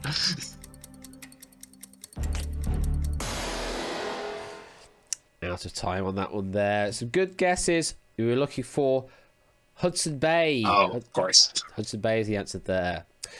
So, first question down is a roll of the board. We don't like to see that. Let's see if we can get rid of that strike. Where do you want to go, Apple? Let's go viruses. Viruses. All right, here we go. First question in viruses category is: virus translates from Latin as which word? Another potentially lethal substance beginning with V. 10 seconds. Venom? Venom's correct. Whew. Nicely done. Right that wrong. Add 1,000 to the bank, and your first 1,000 nicely banked. Well done. Let's keep going. Your next question on what category? Global metro systems. Global metro systems. The question is: Carioca, Maracana, and Presidente Vargas are all names of stations in the metro system in which South American city? 10 seconds. Caracas, Sao Paulo, Rio de Janeiro, La Paz. Yeah, good answer there, Rio de Janeiro. Nothing on that added to the bank because it was not your first guess, but yeah, who cares? We keep yourself strikeless. That's more what matters. Let's keep going. Starting to settle in. Let's see if we can keep settling in a bit further. Next question on what category? Let's go back to Canada. Back to Canada. Question: which Scottish-born Canadian actor is the only person to have featured in every US episode of Whose Line Is It Anyway? 10 seconds. I can't say anything. I don't know any Canadian actors. Oh.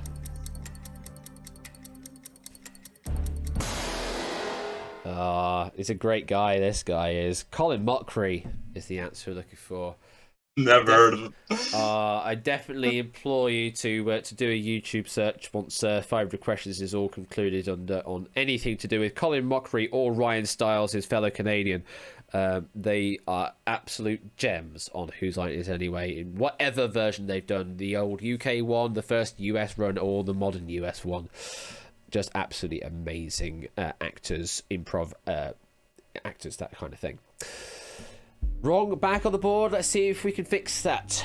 Where are we going to do that, Apple? Let's go to global metro systems again. Global metro systems. Question is: backed by Governor David Ige, which US state is due to open part of its much-delayed metro system in April of 2022? 10 seconds. I've read this, I think. Michigan, Louisiana, Florida. No. I can't think of it. Washington? Nah. You're thinking very much mainland. This is not mainland, I'm afraid. We were looking for Hawaii. Of course. Yeah, the Honolulu Rail Transit is currently under construction in Honolulu, in the capital of Hawaii. So, Applecast, we are back in scary territory now for you. There you have 2 wrong on the board. 1 more, and that does mean that you are... We don't want that to happen. So, we need to bring someone in to decide your fate on the next question. Is it going to be someone brand new? Let's find out. It's Jerry Harris has been picked this time round. So, Jerry, please make your way through to the green room. And I'll do another check on the donations while we are here. Once again, let's find out. My phone is going crazy. Why is my phone going crazy? Is it because it's now catching up on all the notifications, all the socials that I'm not actually posting to while I'm doing a stream? Because things are kind of cray-cray right now. It's other stuff happening elsewhere. I don't care. I'm just going to put the phone away. Just waiting for Jerry to be sound checked, and then we can get this situation underway. My throat is getting worse and worse, which is not good. I will definitely have to get the Strepsils at the next break, which should be at the end of this set of 50 at the moment. Jerry, welcome to the game. How you doing? I'm doing right. How about you? Yeah, doing well. The throat's kind of holding out there just about, but we'll see how well it does. So, you have the distinction, the honour of picking the next category here for Applecast. Which one shall it be? Let's go with the Bible. The Bible. Oh, Jerry, you know how to pick them as well. This is a battle. So, both of you are in here to play this battle. Applecast, you are playing to stay in the game. And Jerry, you are playing to take Apple's position. So, let's load the battle up. And Apple, because you are the one in the hot seat, you are the one that makes the decision here. Would you like to lead or follow in this battle? Follow, please. You're going to follow. So, Jerry, you are answering first on this question. Name the 24 individuals whose names feature in the title of a book of the Old Testament. We are looking for the 24 people who are directly named in the titles of books of the Old Testament. Books like Judges, whose names refer to a group of people, are not considered. We are referring to the King James Version of the Bible, which includes all books considered canonical in Protestantism. Books of the so-called Apocrypha, which are included in some Catholic and Eastern Orthodox Bibles, but not regarded as canonical by Protestants, cannot be accepted as answers. And if an individual is named in the title of more than one book of the Old Testament, this does not mean that their name can be offered as an answer more than once. So they'll only appear once each. Jerry, you're answering first. 5 seconds. Mark.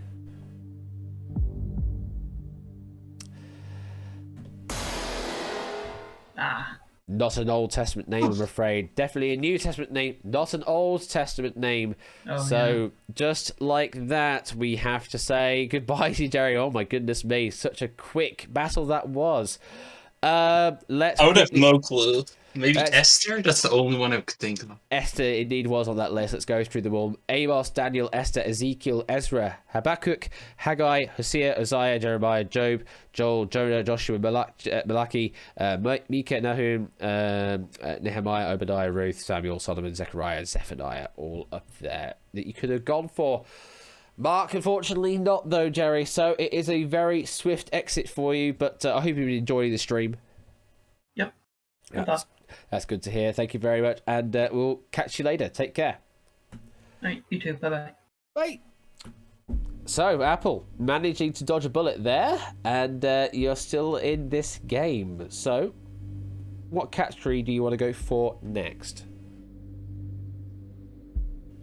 Let's go for Robert Louis Stevenson.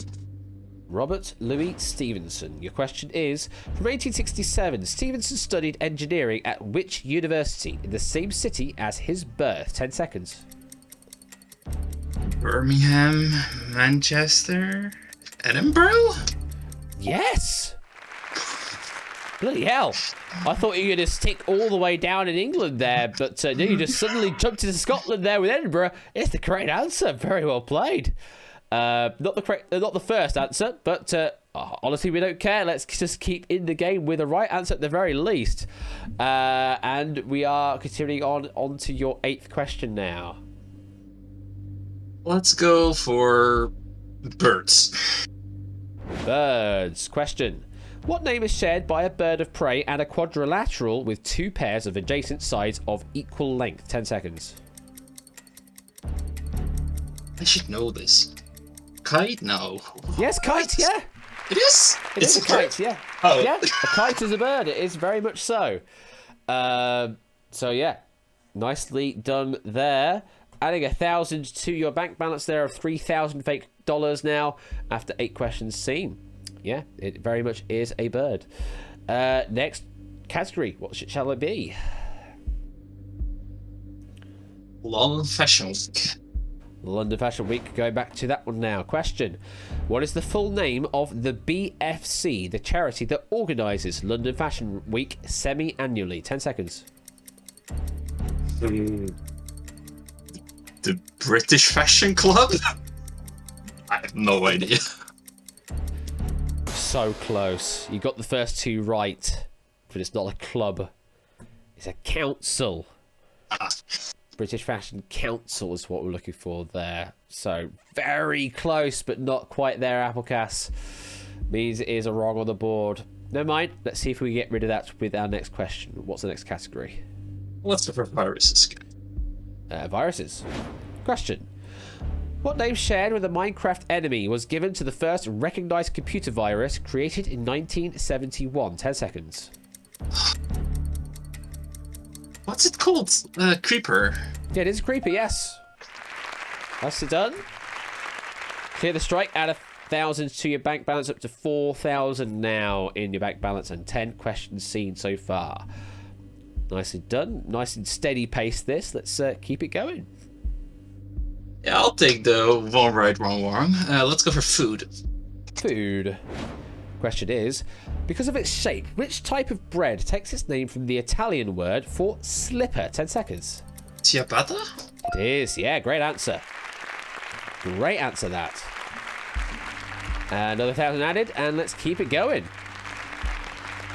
Let's go back to Canada. Canada it shall be. Apparently this audience wants to keep applauding. Hello, audience? I've done that impressive stuff. Oh, they just suddenly stop. Sure, okay. Canada, your question is this.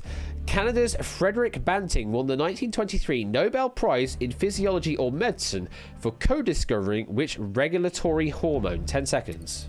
Insulin? Great answer. That was a guess, honestly. Hey, you take those. Definitely take those. Add another 1,000 to the bank. 6,000 now in the bank. And we continue on.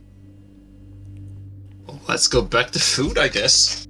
Back to food we go. Question is, taking its name from the Spanish word for marinade, adobo is the national dish of which Asian country? 10 seconds. Vietnam.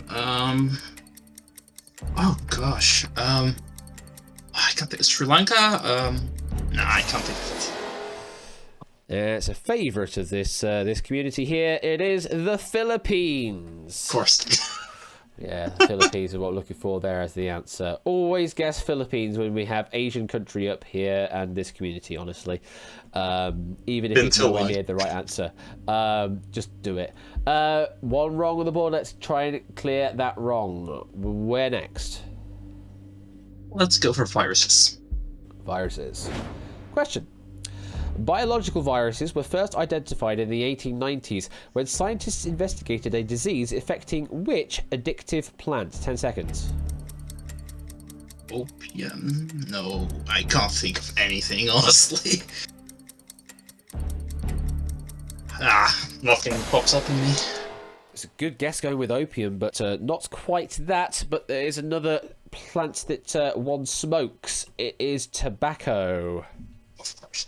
Tobacco, the answer there. Yeah, the tobacco mosaic virus, or TMV, was the virus in question. So, you are back here on 2 strikes. We need to right those wrongs, otherwise you are gone on the next wrong answer. Also, we need to pick another player to decide your fate.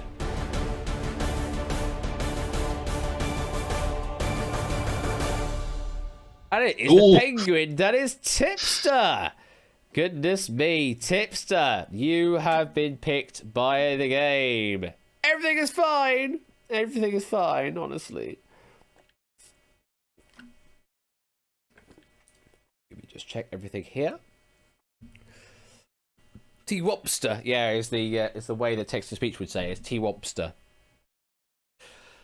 Just waiting for the penguin to be sound checked in the green room, and then we'll be on our way into this 2-strike situation with Applecast. Has been doing pretty well, doing absolutely wonderfully, managing to play the game, just right enough to keep them afloat, as it were. Hello there, Tipster. Hello. Hi there. It's on. Okay, yes, hello. It is on. Welcome. You are in the live studio. Please, whatever words you want to do, really, honestly, so long as it's Twitch safe. Welcome to the stream. How you doing? I am awake. My face is melting, and I have tea. So I'd say about average. Good. Well, it's good to know that you are at least awake. That's a nice little requirement we've got here, I suppose. And you get to decide Applecast's fate here. So, every category is still available. We've not touched rugby union at all. Tipster, what do you want to do? Which category do you think is going to knock Applecast out? I am intrigued by the fact that Applecast hasn't touched rugby union. So let's choose rugby union. There was a reason why I didn't pick that. That's the why you didn't pick rugby union, is because of the battle behind it. So both of you are playing in this battle here. Apple, you are playing to stay in the game. Tipster, you are playing to take Apple's place. So let's dim the lights, and Apple, since you are the one in the hot seat at the moment, you actually get to make the decision of who goes first. So would you like to lead or follow in this battle? I'll follow, please. You'll follow. Okay, so Tipster, you are answering first on this question. Name the 20 teams that have competed in the final of the European Rugby Champions Cup. 20 teams have reached the final of this cup, also known as the Heineken Champions Cup, from the competition's inaugural season in 95 to 96 up until the most recent final, which was at the end of the 2020 to 21 season. Name these teams. Tipster, you are going first. 5 seconds. Harlequins. Just checking my list. It's a great answer, but not an answer on the board, I'm afraid. So, just like that, once again, Applecast, you have dodged a massive bullet by a battle coming up there. And Tipster, it's again another swift departure to all our sideline players coming through here. Let's quickly go through some of the answers. Bath, Biarritz, Brive, Cardiff, Clermont, Colomiers, Exeter Chiefs, La Rochelle, Leicester Tigers, Leinster, Munster, Northampton Saints, Perpignan, should I say, Racing 92, Saracens, Stade Française, Toulon, Toulouse, Ulster, and Wasps. All of those are answers we're looking for. So, unfortunately, Harlequin's not up there, Tipster. So, yeah, it's a one and done. Done in by the battle coming up. But that's how it works sometimes. I hope you've been enjoying the stream, though, Tipster. I've been enjoying it from the sidelines, sipping my tea. Absolutely. I went for the only rugby team I knew, to be fair. Hey, that's fair. In those cases, just go with one you think you think is right, and unfortunately, in this case, unfortunately not. But for now, Tipster, we do have to say goodbye. Take care, and we'll see you later. See you later. Oh, Applecast, that's your second bullet dodged. How do you do it? Yeah, I would have no answers at all in either of the questions. That's how the game goes, though, sometimes, and you are still here in control. So, where are we going next? Let's go for Canada. Go for Canada. Oh, no, wait, that was a battle as well, so we're going to have to pick somebody else now.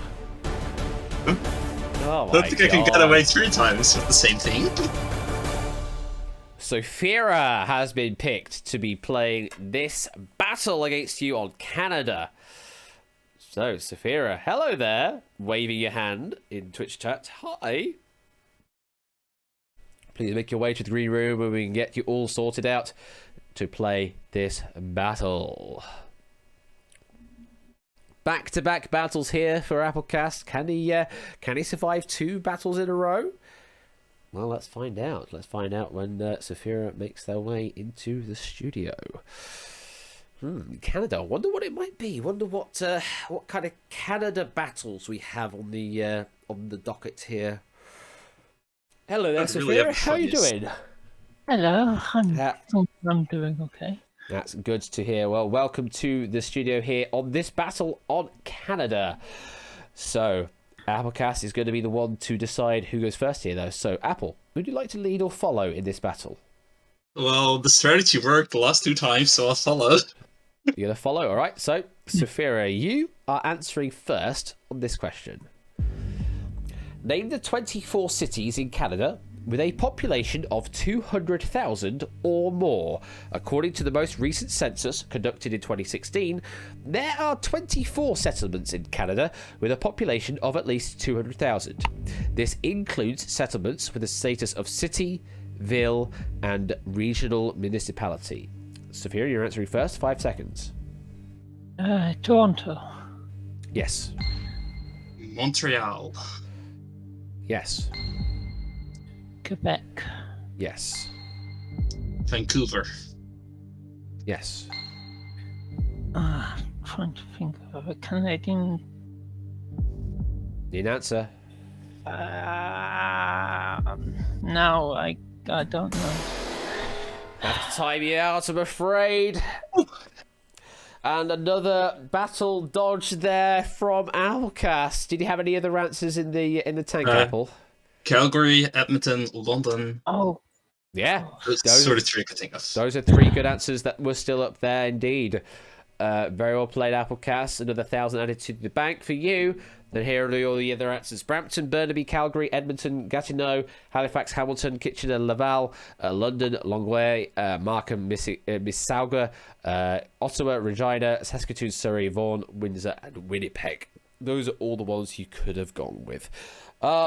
Saphira, again, nice quick visit for our sideline player, but unfortunately not winning out in the battle, so we do have to say goodbye, but I hope you've enjoyed the stream. Thank you, I have. It's my first time here. So, Indeed. Yeah. Well, good. It's been great to have you here, and yeah, take care. We'll see you later. Yeah, take care. Bye-bye. Bye. Applecast again, dodging another bullet in the battles here. I mean, at least we're getting rid of them. Let's put it that way. Yeah, I guess I'm glad, although I'm more scared almost of the normal question now. So, where are we going next now? Let's tackle the Bible. The Bible. Question is this. Which book of the Bible opens with the verse, "In the beginning was the Word, and the Word was with God, and the Word was God"? 10 seconds. Revelations? I have no clue what books even mean. Thessalius? I don't know. I'm afraid not, no. Strike on the board there. Few people actually getting that one right before we saw the trick answer coming up. No, John is the correct answer, or Gospel of John is the answer there. This is not to be confused with Genesis, though, which opens with, "In the beginning, God created the heavens and the earth." That is in the beginning with Genesis, but John said in the beginning was the Word, and the Word was with God, and the Word was God. Strike back on the board for Applecast. Let's see if we can right that wrong. Where next? Let's go to birds. Birds. Top 10 challenge. Not seen this for a while. We do have to pick a sideline player, so let's make that happen right now. They may not be playing this one, but we do need to pick someone to sit in that seat, and it is Servo 1991. It's another new name I'm not familiar with, but welcome to the game, Servo. If you're around in the Discord, then please make yourself known. Join the green room there, score count is, and we'll get you ready to go.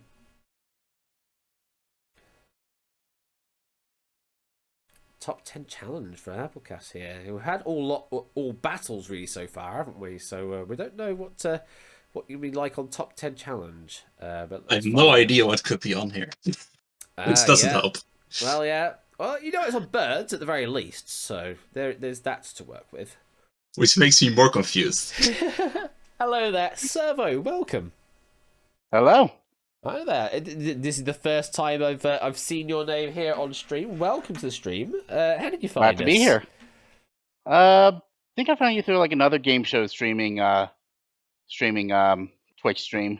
Oh, wonderful. Well, welcome. And you are here. Well, you might be facing the question in a moment. It depends on whether Applecast wants to play this or pass this. So, situation is, it is a top 10 challenge, Apple. Would you like to play or pass the top 10 challenge? Let's give Servo the spotlight.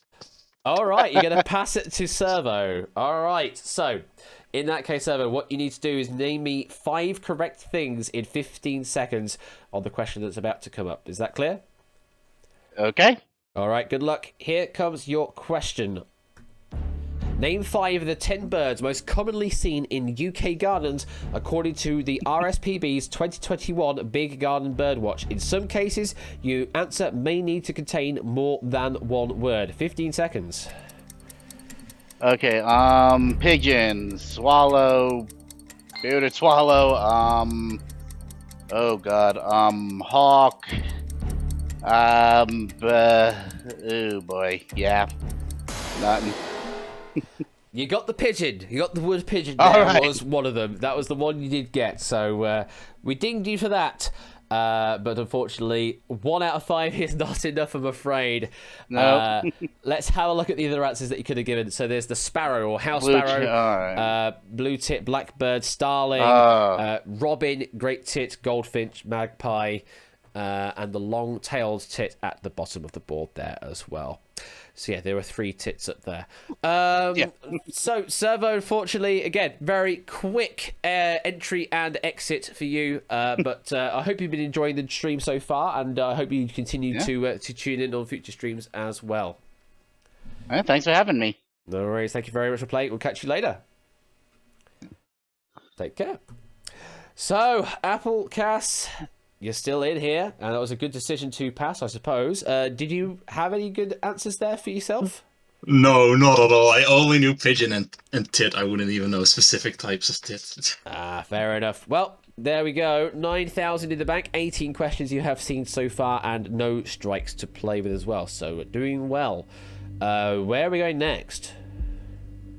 Let's go for rugby union again. Rugby union. Question is, what trophy is given to the winners of an annual rugby union match between England and Scotland, first contested in 1879? 10 seconds. What's it called? I have no idea, honestly. Rugby union is not a thing here. Fair enough. Strike back on the board. The answer we're looking for is the Calcutta Cup. We're looking for there. And quite funnily, the first time that it was contested, it ended in a draw. So no one actually won it. That's kind of awkward, isn't it? So, 1 strike on the board. We need to right that wrong. We'll get rid of the strike. Where are we going to do that? Let's go for global metro systems. Global metro systems is a triple threat. So you're going to give me 3 correct answers for it to be a correct answer, to be correct and right that wrong. If you can do that, then you also get 3,000 bonus on top. Here comes your question. Name the 3 countries other than the United States of America which have metro systems in 10 or more cities. We are only counting metro systems that are currently in operation. 10 seconds. Japan, China, UK, South Korea, Russia. Oh, so close, so close. Just sort of scattering around it. Japan and China, yes, were correct answers. The last one was India. That didn't even come up, honestly. So China has 43 metro systems, India has 14, Japan has just 10 metro systems. Pretty much the majority of it is rail rather than metro. The US itself has 12 metro systems inside of it, in its cities. So, Applecast, we're back in this situation once again. 2 strikes on the board, which means we got to do a certain thing.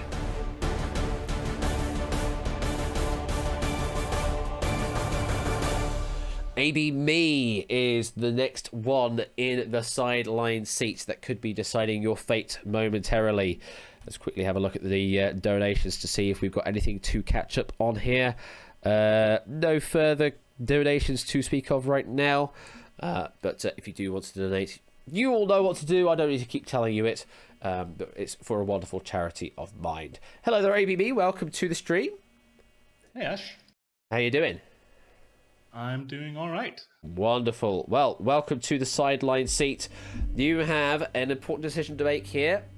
This is the pick that Applecast will have to face on the next question. Which category do you think will knock Applecast out? I will go with the Bible. Going with the Bible. It's not a battle, Applecast, so you do have to face it yourself.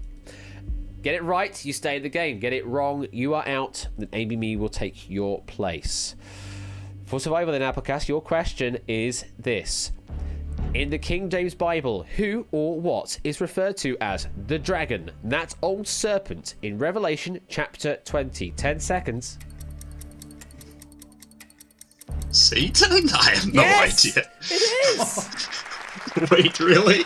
Satan is the correct answer, yeah, or the devil. Either of those you could have said, and there's a perfect answer.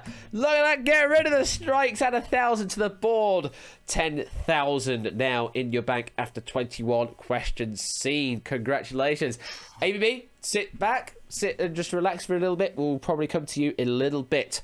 You've made one decision, and we'll see how well that plays out for a bit longer. Applecast, you're still here, despite various shrugs from your answerings, but you're doing very well. Let's keep it going. Let's keep this momentum rolling. Yeah, I don't know how I'm guessing so well. Let's go back to Stevenson.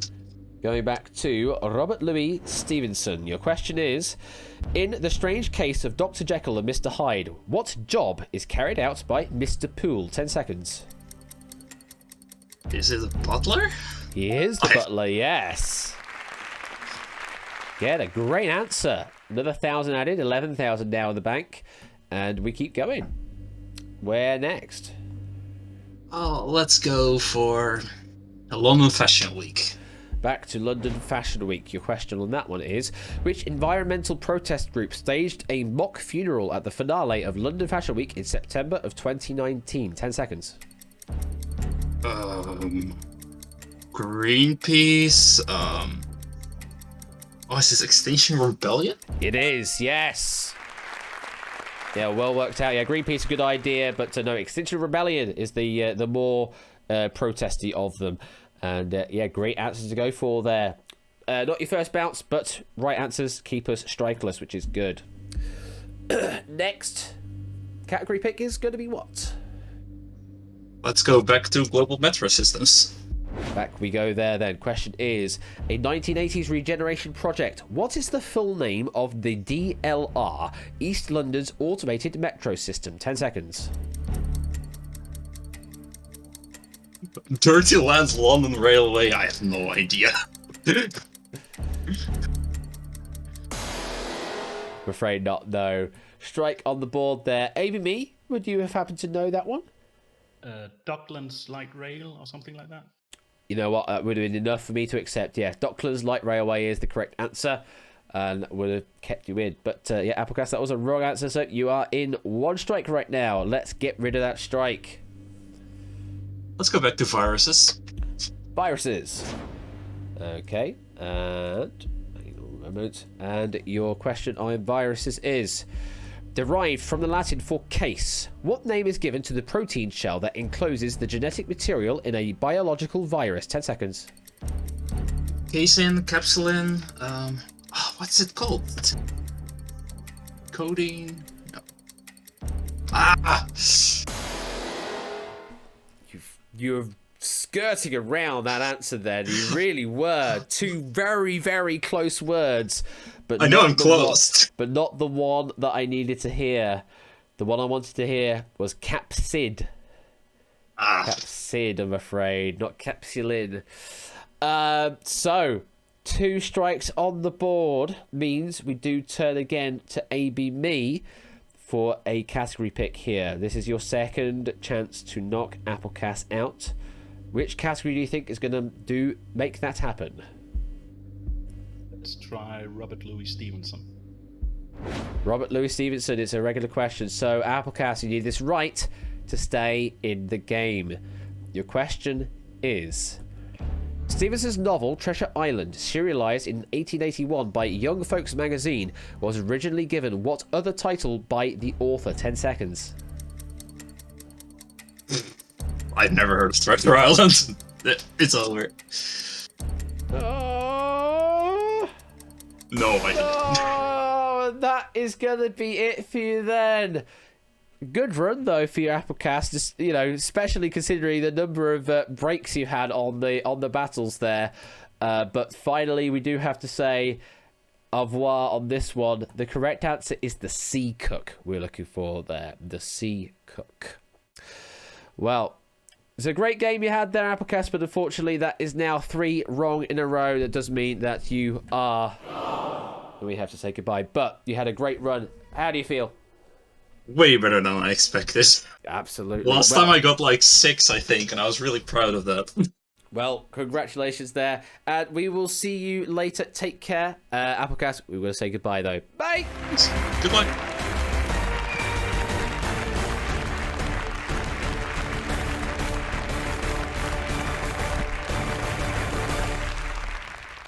Hello, Whiskers. You decided to jump up on the desk again, haven't you? Hi, hello. ABB, you have now joined the hot side of the studio here. You're now in the hot seat. How do you feel? Did you think you'd get here? Applecast was doing really well, so I thought we were going to get in a battle and I would crash out on that or something. Well, here you are instead. So you are in the control seat. We have 16 questions left in this 50. Once we hit the end of that, then we do have another break in hand. We do still have all the categories still available as well. Some of them with just one question to pick from. What would you like to go for as your first question here, ABB? Let's start with Rugby Union. Rugby Union. Okay, your first question in that one then is... In Rugby Union, a player in which position would traditionally wear the number 2 on their jersey? 10 seconds. Hooker. Great answer to start with, yeah. Hooker, yeah. Great start. First question right on the first bounce. 1,000 in the bank. Hello, Whiskers. Yeah, I know that's what you want, and you are going to get some of those at the break, okay? Okay? You'll have some of those at the break, all right? Just calm your jets, all right? I'm also I need to feed you again, all right? Just calm. Calm. 500 dreamies. I mean, that's what the dream is for her, really. Let's keep this game going underway, though, for ABB. Next question, what category shall it be? Let's go art and artists. Art and artists. It's a triple threat. So you need to give me 3 correct answers on this to make it correct. And if you do so, 3,000 bonus added on top. Your question is... Name the 3 artists with multiple paintings among the 10 most reproduced by fabulous masterpieces. 10 seconds. Rembrandt, Van Gogh, Donatello, Raphael. No. You're sort of going around the other side of the Ninja Turtles circle there. Yeah, pretty much. You should have kept going around that loop, to be honest, because in the end you would have hit on Leonardo. Leonardo da Vinci, and the last one is Gustav Klimt, is what we're looking for as well. Da Vinci, as Tadaru says in chat, indeed, yeah, Da Vinci. Yeah, those are the 3 we're looking for there. Gustav Klimt, Leonardo da Vinci, and Vincent van Gogh. The answers there. So, that is your first wrong on the board. Whiskers, please. Would you please just for a moment? I know. I really do know. We are very close to the end of the 50, okay?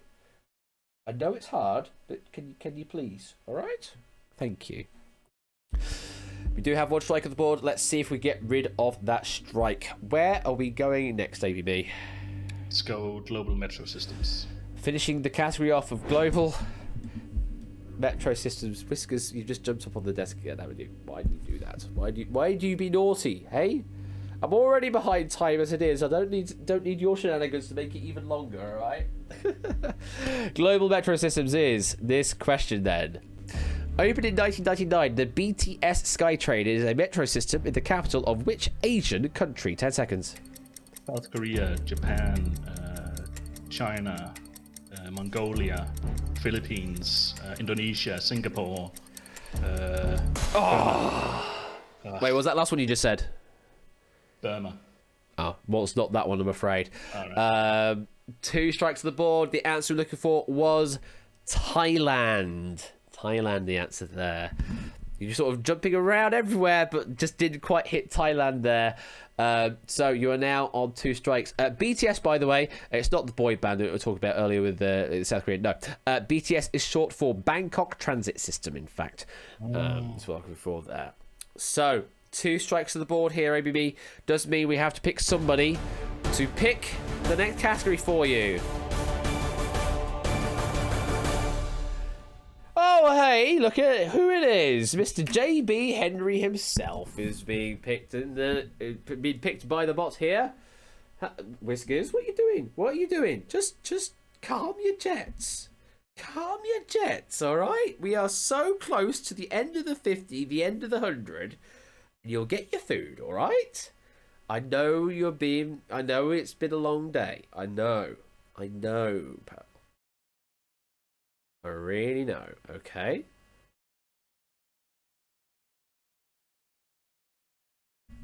Wonder if you can hear that. Do you want to say? Do it.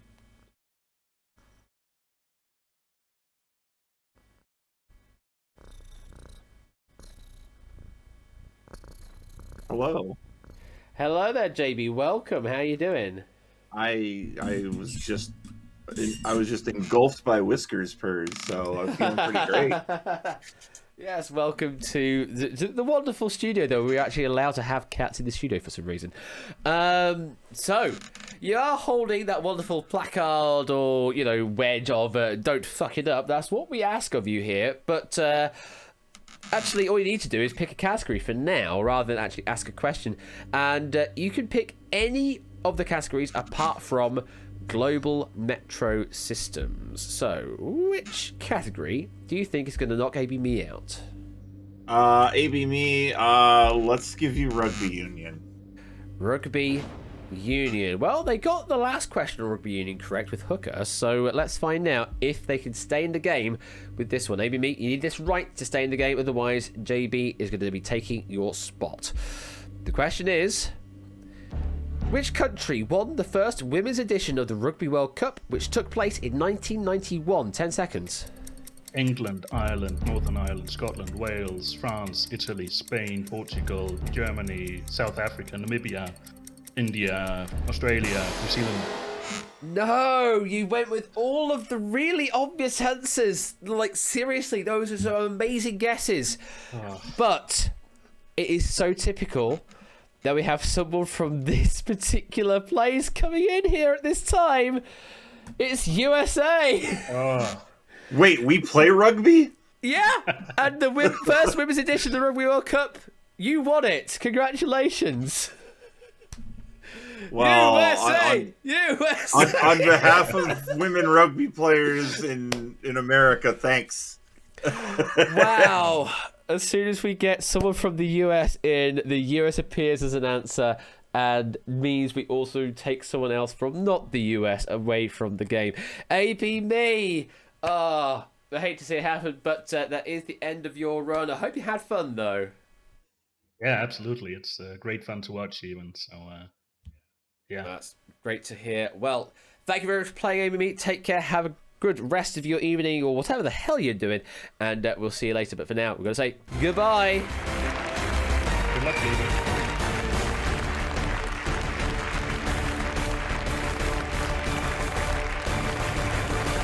And JB did not fuck it up with that pick there. Did work out, and you are now in the hot seat. So, we obviously sampled your quizzing questions earlier on. Now it is your time to sample somebody else's.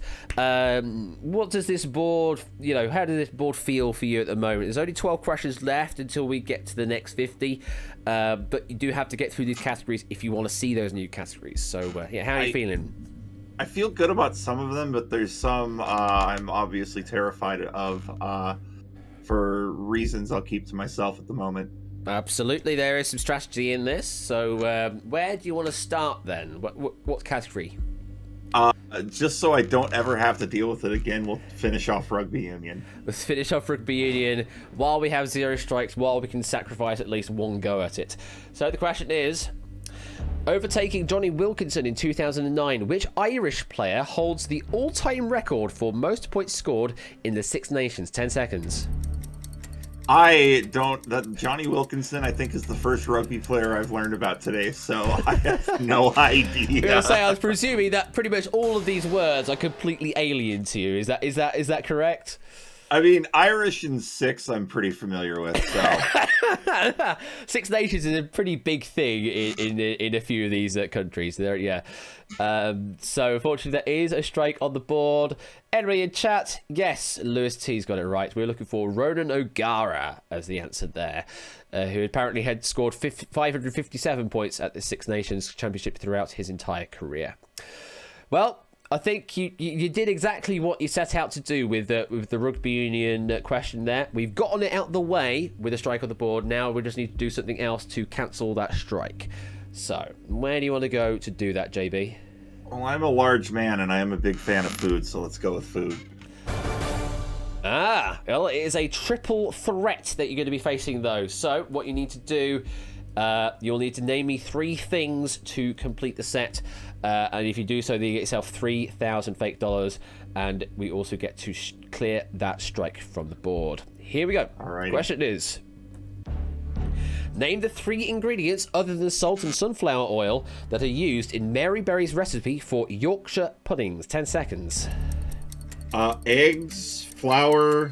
Flour's not going to be pudding. Eggs, water, vinegar, flour, oil. Oil's already been said. There's strike 2.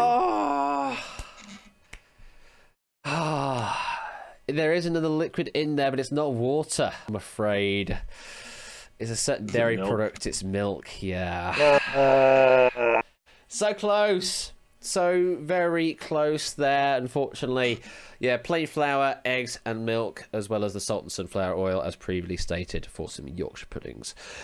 Well, all of a sudden, we're already back in 2-strike territory, which does mean we've got to bring in someone else to decide the next question for you. And that person is going to be Natter IKH. So, Natter, please make your way to the green room to decide JB's fate here. How are you feeling at the moment, JB? Oh, I'm nervous as all get out.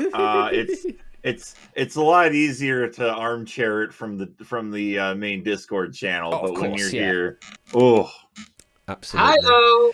Hello there, Natter. Welcome to the game. How you doing? I'm doing pretty well. I'm finally getting a chance to play. Absolutely. Well, welcome to the game. And you are here at a very critical point here for JB's game. You have to decide the next category that he has to face. There are 10 questions left up here. 2 of the categories you can't pick because we've already used all the questions, but everything else you can. So, Natter, what category do you want JB to face next? Be gentle. Let's see. I may as well say this. The Bible, please. The Bible? Yeah, the Bible or the Bible. All right, we can make it the Bible. Are you particularly religious, JB? I do say God, but I usually fall out with another word. So sure, okay. So you're religious in that sense, sure, okay. So JB, you do need to get this right to stay in the game. Good luck. Here comes your question. What was the name of Adam and Eve's 3rd son, who was born after Cain had killed Abel? 10 seconds. Esau, Saul, Jim, Steve, Josh, John, Joseph Stalin. You're so very close with some of the way you were saying things there. You're sort of jumping in and around the correct answer, but not quite hitting it on the yeah, exactly, Mickey. Yeah, Joseph Starling. The answer we're looking for is Seth specifically. Oh, darn it! You were so damn close, but did hear it as a foot rather than a foot, so I couldn't accept it as an answer, I'm afraid. That's so all good. JB, it is a very swift entry, but also a very swift exit with 3 wrong in a row, which does mean you are just like that. But I do hope that you have been enjoying the stream. I know you've been enjoying writing the questions and seeing them being faced by Lucario, and you've been enjoying, torturing me with donations left, right, and centre as well. Well, but I wouldn't call it torture, but you'd be incredibly generous with the donations this way, that way, and every other way, which will all make its way to Mind in some form or another. You've been absolutely awesome, JB, as always. And your words to me, your kind words to me, have also been just immeasurable. Appreciate them all. Oh, hang on. There was a ding that's just gone on. I'm going to check it now, just in case. It is one with regards to you being here right now, JB. Oh, no. In this case, it was not, but it was a £10 donation from Useless Noisemaker, who says, "Great work as always, Ash. Thank you very much for that £10 donation. But you have also redeemed read a question as Richard Quest, so I will make that happen on the next question we see." But for now, JB, we do have to say goodbye. But what are you doing later on tonight? We are doing Wheel After Dark. It's scheduled at 7 Pacific time, but in the event that this stream runs over, we will let the stream finish, because this is way more important than anything I'm going to be doing tonight. So wow. And thank you for letting me be a part of this. It's been great, and I love this community. And go get them, Natter. Will do, JB. Well, thank you very much for the game there, JB. We will see you over on your stream, JB Henry XIV. Do give him a follow right now. It might be likely that once we finish, we'll actually race straight into you. So be prepared to receive 100 plus people. I'll get extra chairs out. Yeah, best do so. Until then, take care there, JB. See you later. Good night. Bye. There we go. There's the red light we see, and the Dalek movement of the avatar. 3 wrong in a row, and suddenly we have a new player in the hot seat. Natter, welcome to the hot seat. How you doing? I finally get a chance to have a try at this for proper reasons. Finally, absolutely. So, welcome to the game. Welcome to the hot seat. Well, it's a bit of a difficult decision to make at the moment, because you've got only 8 categories to pick from, and most of them only have 1 question left in the category before we get to a brand new 50. So, what would you like to try as your first question? Well, I might as well clear it away. I'm going to go with the Bible. Get rid of the Bible then. Okay, your first question then is this one. Jesus' first miracle, where he turned water into wine, took place at a wedding feast in which village in Galilee? 10 seconds. I actually have no idea, so I'm just going to let the time run out. So. Okay. Just going to let it run out. I mean, you could try guessing answers as well. That always helps. I could have just said Jerusalem or something like that. I don't know. Yeah, I mean, Jerusalem is a nice answer. Unfortunately, not the answer we're looking for. We're looking for Cana. Cana is the answer there. The precise location of Cana is a matter of debate among archaeologists and biblical scholars. First question there, and also first wrong answer. Let's see if we can fix that up, though. Where do you want to go next, Natter? Let us go with some food, please, if you don't mind. Food? Oh, you pick him as well. Goodness me. 1 strike. We're going to battle, so we're going to bring somebody else in. Let's find out who it's going to be. Goodness me. Proogs! Proogs has been picked. So this is the battle of the Bothers Bar people, really. This, isn't it? Natter versus Proogs on a battle on food. We'll wait upon Proogs' arrival. Well, no, absolutely fine, Proogs. We can indeed wait for whatever you need to do to get your sound checked and all sorted in Discord. We are very close to our third break this evening. I can say that now because it's now 9 p.m. Once we have finished this set off, then we'll have another 10-15 minute break where you can go and get yourself some water, some drink or some food or whatever. Go to the toilet if you need to. Go and give the cat in your life a fuss as well, because mine definitely needs some fussing. I need to sort out some food for her, and just generally get caught up with real life, because I know that thing exists. And it's difficult trying to juggle a hosting of a live stream and doing real life stuff at the same time. It's going to be likely that we're going to be running this stream later than our usual did last time, but we'll see how long it will be. Proogs, welcome. How you doing? Hello. Taken somewhat unawares here. I'm fine, thank you. That's good to hear. Good to hear. I must admit I've only half been watching, so I don't actually know where we're up to. Well, we are approaching the end of Cars Stack here. We are in the category of food, and it is going to be a battle between you and Natter here. So, Natter, you are the one in the hot seat, so you get to decide here. Would you like to lead or follow on this question on food? Well, depending on what happens here, so I'm going to follow. You will follow. Okay, so that means, Proogs, you are going to be answering first on this question. Name the 46 real cheeses which appear either in Taste Atlas's top 15 most popular or Monty Python's cheese shop sketch. Now, there is an extra note here. Note that Venezuelan beaver cheese, while mentioned in the Monty Python sketch, it is not accepted as a genuine variety of cheese, I'm afraid. So that one is removed from this list. But anything else that is either in the top 15 most popular on Taste Atlas or also features in the Monty Python cheese shop sketch. Any of those will do. Proogs, you're answering first. 5 seconds. Cheddar. Yes. Red Leicester? Yes. Brie. Let's have a look. Yes. Wensleydale? Yes.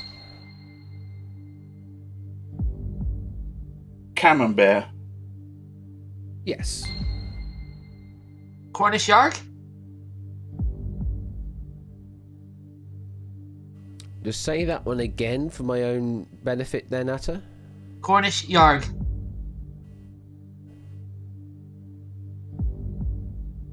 Just rereading my list because there's 46 names to read here. I'm afraid I can't see that one there on the list. It is not there, I'm afraid, Natter, so it is going to be a wrong answer. I could have possibly said Gouda or Gouda. Gouda is on the list there, yes it is. Unfortunately, that one is up there. Any other names you want to try and throw out here while we're now not under pressure? Edam. Edam, yes. Caerphilly. Caerphilly, yes. Halloumi. Halloumi, yes, is also there, yeah. Pizza. Feta, yes. The only other one I can think of, but I don't know if we said it was Double Gloucester. Double Gloucester, not on the list there. Okay. Oh, no, sorry, yes, it is. No, wait, it's there. It alphabetized as bracket, I'm afraid. That's why it was at the top of the list, yeah. But Double Gloucester is, in fact, there on the list.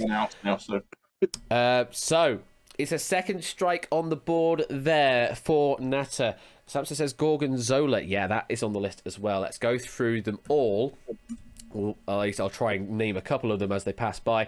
Cheshire, Blue Vinny and Edam, Gouda, Gruyere, Mascarpone, Pippa Creme, Ricotta, Savoyard, Stilton, Tilsit, Smoked Austrian, and many others there that just flew by on the screen. Goodness. So, what that means is, proves you did win that battle, means you earn the right to stay here, plus also we are now in second strike mode for Natter, which means you proves you get to decide the fate of Natter's next question. So, which category do you think is going to knock Natter out? London Fashion Week. London Fashion Week. Natter, how much do you know about London Fashion Week? Barely anything, but I'll have a go at it. Barely anything. Well, let's see if you can. If you can get this right, then you are still in the game. For survival, your question is: which British supermodel, once the world's second highest paid model, made her runway debut in London in 1989, aged 15? 10 seconds. Toya Wilcox. No. Elise Dixon. No. Alicia Tyler. Whatever it is. Oh no. Out of time there. Proves, do you have an idea? The only one I can think of is Naomi Campbell.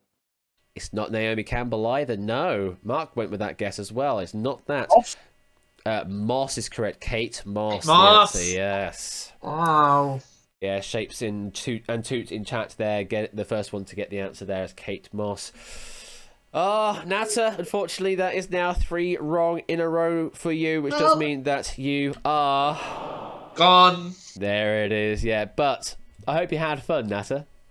Well, I did my best at least, though. But still, Absolutely, you never know. that's all we ask is to you do your best here, and you'll see how well you do. Unfortunately, you just got a bit unlucky with the categories that you were left with, and I know. And Proog's You never doing. know, I might be able to come back, but who knows? Absolutely, and Proog's doing the correct thing, as it were, from his perspective to pick a category that you fell foul on. But for now, Natter, take care. Have a good rest of your evening, and we'll see you later. Bye. Will do. Thanks so much. Good luck, Proogs. Thank you.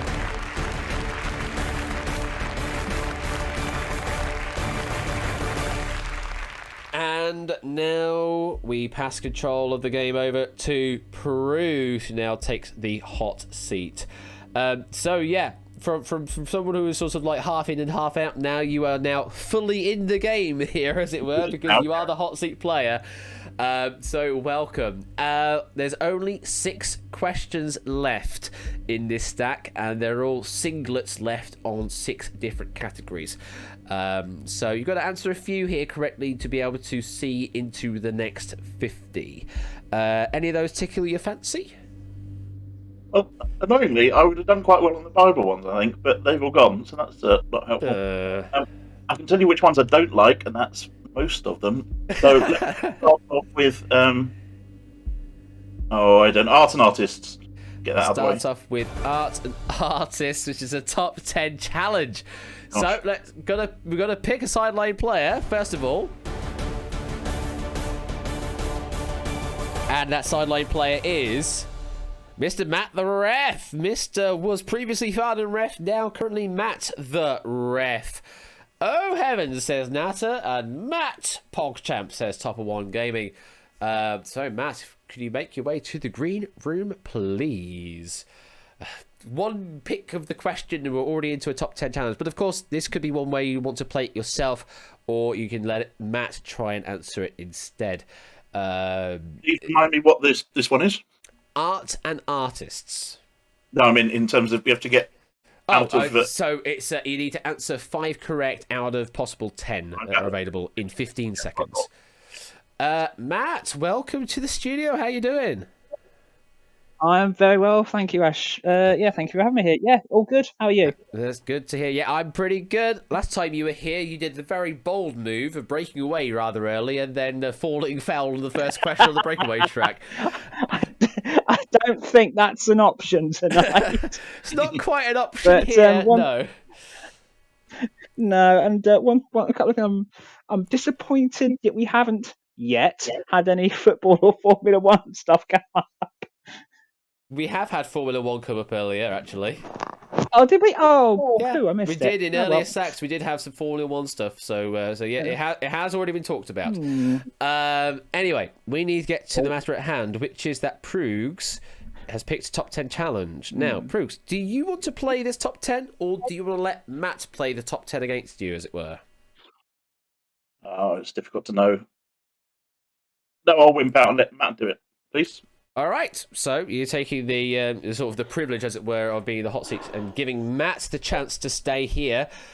So, Matt, you need to answer 5 correctly of the 10 possible options within 15 seconds to keep yourself in the game. And if you do so, you also give Proogs a strike. However, if you get this one wrong, Matt, then we do say goodbye to you very swiftly indeed. Are you ready? Nope, but let's see what happens. All right. Good luck to you, Matt. Your question on Arts and Artists is... Name 5 of the 10 award categories in which the film The Artist received a nomination at the 2012 Academy Awards. 15 seconds. Best film, best director, best actor, best actress, best soundtrack, best producer, best supporting actor, best supporting actress, best motion picture. Oh, God. Can someone just roll it back again? I think I have caught all 3 of them, but I just want to make sure if I didn't miss a couple or not. Yeah, can I just get someone, please, to verify that I didn't miss 1 or 2, because we're at 3 at the moment, and I don't want to foul Matt on 2 if I didn't hear them or didn't process them properly. Yeah, the ref on the receiving end of a VAR check. That's what it is. It really is. That's what it is. I'm trying to be the best I can here on this one. And unfortunately, because all of the answers here start with best, it doesn't really work well in an alphabetical order. So yeah, it's an interesting one. I'll just pan up to the appropriate channel to see if anyone's going to say anything. I haven't heard anything yet to say on the contrary, so I am presuming that I have judged correctly, but I just want to make sure. Being looked into, that's fine. Yeah, we do have live proofers on hand to help with this sort of thing, so we're just making sure that we are all sorted, and yeah, we'll get back to quick tip of the hat to all the proofers and the stackers, because God, you had a lot of work to do. They've been absolutely troopers, the whole lot of them. David was proofing and rewording questions literally up until the 13th hour, and we also have our proofers here right now to also help out with live judgment as well when I can't just do it on the fly. It's, I try my best to do the judgment myself, but I know sometimes that I can't.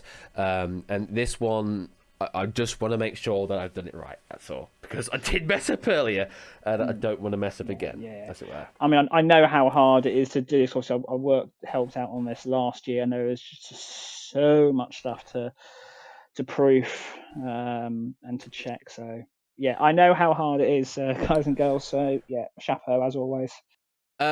If the paraphrasing is close enough to the correct title, I will accept it.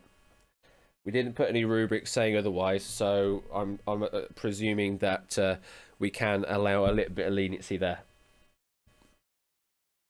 Best film, I think I said best picture anyway. Best film and best picture I will allow. So that was one I did miss. So that is 4. That is one I did miss. Please. Yeah, that's fine for me for best film. That's basically the same thing. Obviously, there's a different category entirely, but that needs the key word that's on the end of that to make it match that other one. Oh! You say 5. Which is the 5th? Which is the one I've missed then? Or the other one I missed? Best soundtrack. I don't know if that's something else or a different variant. If you said best soundtrack, then that might be correct. If we count best music for best score. Ooh. You know what? Yeah, I think I'll allow that. I think I will be inclined to allow best music for best score in this case. Shoot. I don't think we've gotten to any weird situation yet into the Academy Awards where there's like differentiation between, what is the original score like? What is it really? Really, it all just lumps into, the score for the film, which happens to then be the music for the film. So I think saying best music is probably all right in that case. So, in that case, the answers that you have given are Best Actor, Best Director, Best Supporting Actress, those are the ones I marked correct. Best Picture was one I missed, and Best Original Score, which is what I missed as well, which means that is 5 that you managed to do in the 15 seconds there. Come on! Goodness me, that was about as close as it got, Oh, eh? that's the lengthiest VAR check I've had to go through. God almighty. Thank you, Score. Thank you, Inca, man. for helping on the judgment side of things there. So, Matt, that was a correct and successful top 5 for you, which does mean that we do add a strike over to Proogs' side of the game. Wow. There are the other options there. You could have gone for Best Original Screenplay, Best Art Direction, Best Cinematography, Best Costume Design, and Best Film Editing. That's why Best Film on its own will go a bit wishy-washy, because there's Best Picture as well as Best Film Editing. But because you didn't say the word editing, we couldn't take it on that side of things. So, fair enough. Matt, you survived the top 10, means you have the right to stay where you are. After one question, strike on the board for Proogs, which we need to therefore clear away. So, Proogs, you are still in control for now because we were only on 1 strike. Where do we want to go to clear that strike? Try birds, please. Let's try birds. Okay. Oh, for heaven's sakes. Wow! Again, we're picking a Seriously? battle on 1 strike. How does this keep happening? Wow. So, both of you will be playing in this battle. So, Matt, you thought you could put your feet up, but no, you can't. You're going to be playing again straight away. So, let's dim the lights. Let's get us back into battle mode. Now, Proogs, you are the one in the hot seat, so you get to pick again. Would you like to lead or follow in this battle? I'll let Matt go first, so I will follow. You're going to follow, all right. Matt, you are answering first on this question. Name the 20 current... Hang on. Let me read things, please. Name the 20 current National Football League and English Football League teams that are known by bird nicknames. So, for NFL teams, their nickname is simply the word that comes after their geographical location in the team's conventional name.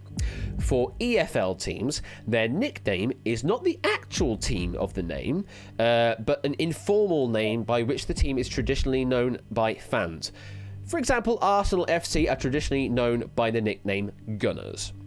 To be considered valid for the purposes of this question, an EFL team's nickname must be listed on the online database known as footballstadiums.co.uk. In all cases, you must answer with the proper geographical name of a team. All clear? Matt, you are answering first. Can I seek clarity on something first? Can I clarify quickly? Are Premier League teams included? Because you said EFL teams. Is the Premier League included? All I have here is EFL teams. Okay. Okay. I will go with Magpies. I'll prompt you again. In all cases, you must answer with the proper geographical name of a team.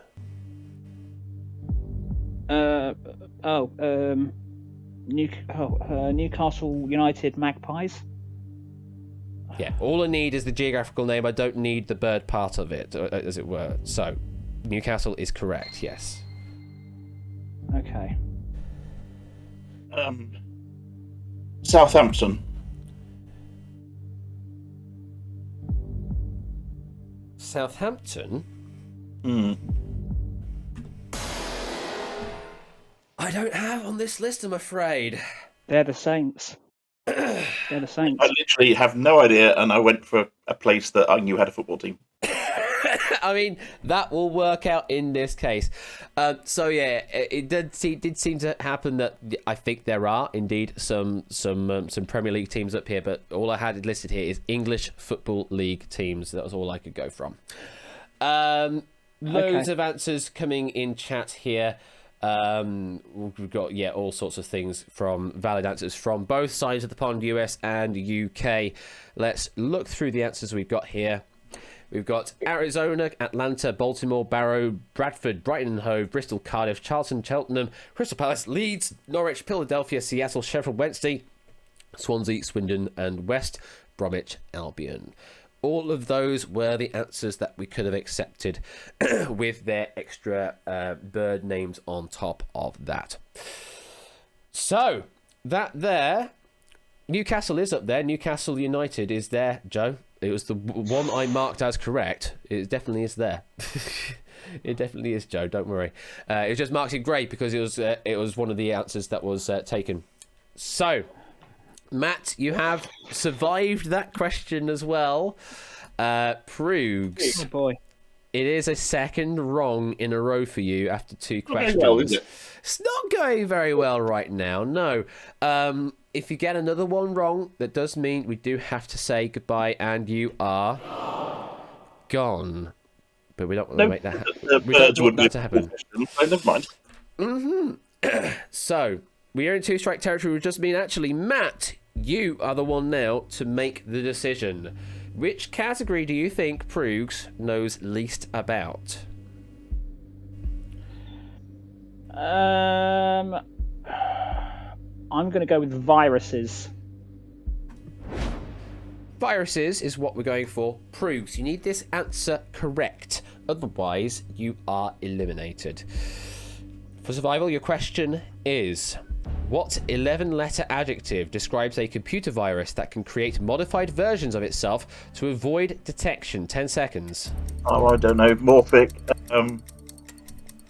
evolutionary, self-modifying.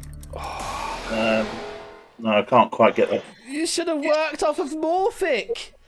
That was the right suffix to work with. It's polymorphic, the answer. Oh, okay. Yeah, well. A polymorphic virus is the answer we're looking for there. Oh, Proogs, so close, and yet, unfortunately, that does mean 3 done, and you are just like that. But I hope you've had fun. I did, yes. I felt, somewhat limited by the questions available to me, but I accept that I didn't answer any of them correctly, so we'll go with that. Well, thank you very much for playing, Proogs, and have a good rest of your evening, and we'll catch you later. But for now, we're going to say goodbye. Thank you, goodbye. GG, Proogs. Hard luck, mate. Good luck. She'll float across the ether.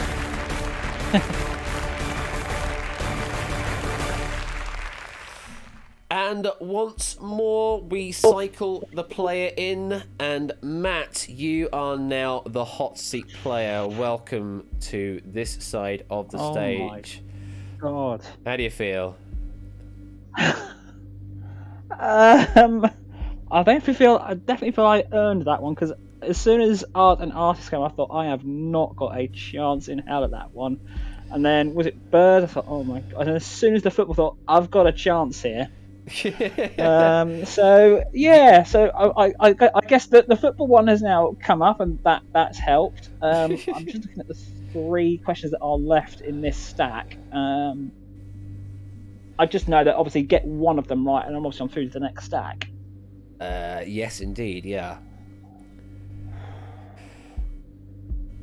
Cool.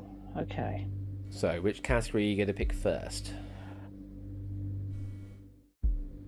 You have to face them all anyway. I know, but I'm just trying. I'm already thinking tactically. Which one do I think will definitely get me through to the next stack? So I'm going to go Robert Louis Stevenson for this one, please. Okay, Robert Louis Stevenson. Here we go. Your first question then, Matt, is this. What essay written by Stevenson in 1887 shares its title with a 2004 American science fiction disaster film? 10 seconds. Volcano, earthquake, tsunami, meteor. No, not a clue. I'm afraid not. No. Strike on the board there. Anybody in chat? Yes, a few people in chat getting that one. The Day After Tomorrow is the answer looking for there. I was kind of surprised that was already back in 2004. Makes me feel old already, and I'm not that old. Oh, don't get me started. one question down and one wrong on the board. Let's get rid of that. 2 categories left to pick from: Canada or London Fashion Week. Okay, London Fashion Week, please. Okay, London Fashion Week it shall be. Your question... Hang on, I may have a sneeze coming, so let's get rid of that first. There it is. Your question is... Born in 1969, which hometown designer made their London Fashion Week debut in 1992, showcasing ultra-low-cut bumpster trousers? 10 seconds. Armani, Dolce & Gabbana. No idea. Yeah, none of those. Anybody in chat got an idea on this one? McQueen says Toot. McQueen is the correct answer. Alexander McQueen, the answer there. So, Matt, just like your predecessor before you, 2 strikes in a row already. Means we've got to bring in another player. Who's it going to be this time? And it is not a jumble of numbers. And also, as someone in chat is saying, it is edge case time as well. So, Jumble, you are pretty much guaranteed through to the next 50, unless, for some crazy double coincidence on top of this edge case we're about to deal with, this happens to be a battle, or Matt decides to play a top 10 on you. So, those are the only 2 ways where you are possibly not going to see the next 50. But in all other cases, Jumble, you are definitely seeing the next 50. So, is Jumble around? Is Jumble around in voice? Are they able to make their way? There we go. I can see a jumbled circle. Currently joining the Discord call. So this is the back end now of Car's pack. Thank you very much, Car, for this stack of 50 that we had. It's been a... it must be said, probably the most it's one of the harder packs that we've had so far in this run, considering the sort of the brutality of the sort of the number of corpses we have behind us, as it were, the number of people that have been eliminated from the game. But it has been an awesome pack nonetheless. Jumble, welcome to the studio. Another name we've not seen of for quite a while. Welcome. How you doing? Okay-ish. Okay-ish. All right. Okay. Well, we'll work with that. Welcome to the game. Now, you have the distinction here of the Hobson's choice. That is, you're at 2 strikes. So you get to decide the fate of Matt, but unfortunately, there's only one decision to make. So that is already sort of automatically defaulted to. So what that means is we are not counting this as a active choice that you're making, because there's nothing you can do about it. However, it could be a battle or a top 10 challenge, in which case then you might be taking part. In all of the cases, then you are definitely moving through into the next 50 as a sideline player. Let's have a look to see what we have behind Canada. Is a regular question. So, Jumble, you can relax. You're definitely through to see the next 50 either as a sideline player or as a mainline player. Matt, you have to answer this next question correctly to be able to see the next 50. Are you ready? I think so. For survival, Matt, your question is... In July 2021, who officially appointed Mary May Simon as a new Governor General of Canada? 10 seconds. Justin Trudeau. Goodness me. The Prime Minister, President. No, see you later. Who still runs the country of Canada, technically? Oh, you are kidding me. Who do you think? Queen Elizabeth. Queen Elizabeth II is the answer we were looking for, much like she technically still runs the country here in the UK. She is also the head of state over there in Canada as part of the Commonwealth. And there's the correct answer we were looking for. So I'm afraid, Matt, it is now 3 wrong in a row for you. And again, much like your predecessors just before you, we have to say that it's, I say Topper is already doing it. It's lights out, etc., etc. But yeah, Yeah, three wrong in a row, and you are gone just like that. But I hope you had fun, Matt. It's been nice to actually stay in the hot seat for longer than 5 minutes. That often seems the case. Yeah, usually either make a complete idiot of myself on breakaway, or probably rather more infamously being on the Wonderwall for about 30 seconds. Well, thank you very much for playing, But, Matt. And yeah, as always, thank you very much for having me, and thank you for all you do for this game and for this community. It is much appreciated by everyone, as you can see in the main voice chat, in terms of how many people are in there. Absolutely. Well, actually, I can't see much because my Discord window is a really tiny window at the moment, so I can only really see what's happening. There's live about studio, 20 people in there at the moment. Well, yeah, it's awesome to hear. Thank you, Matt, for playing. We'll see you later. I would press the button to dismiss you. However, I am aware of the fact that if as soon as I do that, it will also automatically advance into the next 50, which I do not want to do yet because we are about to take a break. So for the time being, Matt, your avatar's just going to have to stay there until I press the button after the break to dismiss you. So we'll have to say goodbye to you, voice, without the noise or any of the music. And we will see you later. Take care. Bye. Bye. Also means, Jumble, congratulations. Once we come back from the break, you will be in the hot seat to face the next 50 questions. How does that feel? I mean, honestly, I don't have much confidence myself. If I get one, that's going to be better than my entirety of the dual championship thing that I was in once. So, low bar, I tell you, low bar. Well, you're going to have 10 completely brand new categories to pick from. There's a good chance that one of those categories is going to be good for you. So we'll just have to wait and find out what that will be for you in a little bit. But for now, we're going to have a quick break, 10-15 minute break, before we start the next 100 off. So it's now literally at 9:30. We will resume at 9:45 for the fourth part of this epic 500 question stream. Before we do that, though, I just heard a ding sound, so let me quickly check the donations before we move on. We have Digital David with a £20 donation. Great stream, great cause. I completely forgot. There is a Richard Quest, 2 Richard Quests to sort out, which I have not done yet. I will do that, hopefully, if I remember, at the front end of the next part. Thank you very much for the donation there, David. And we also have Prugs with a £20 and 73 pence donation saying, I am dead. This will go some way towards paying for my funeral. Thank you very much for the £20 donation and 73 pence donation there, Prugs. Do greatly appreciate that. So we shall be reconvening here in approximately 50 minutes time. So at 9:45 p.m. we will be back here to play the fourth part out of this special episode of 500 questions. Sit tight and we'll see you in a bit.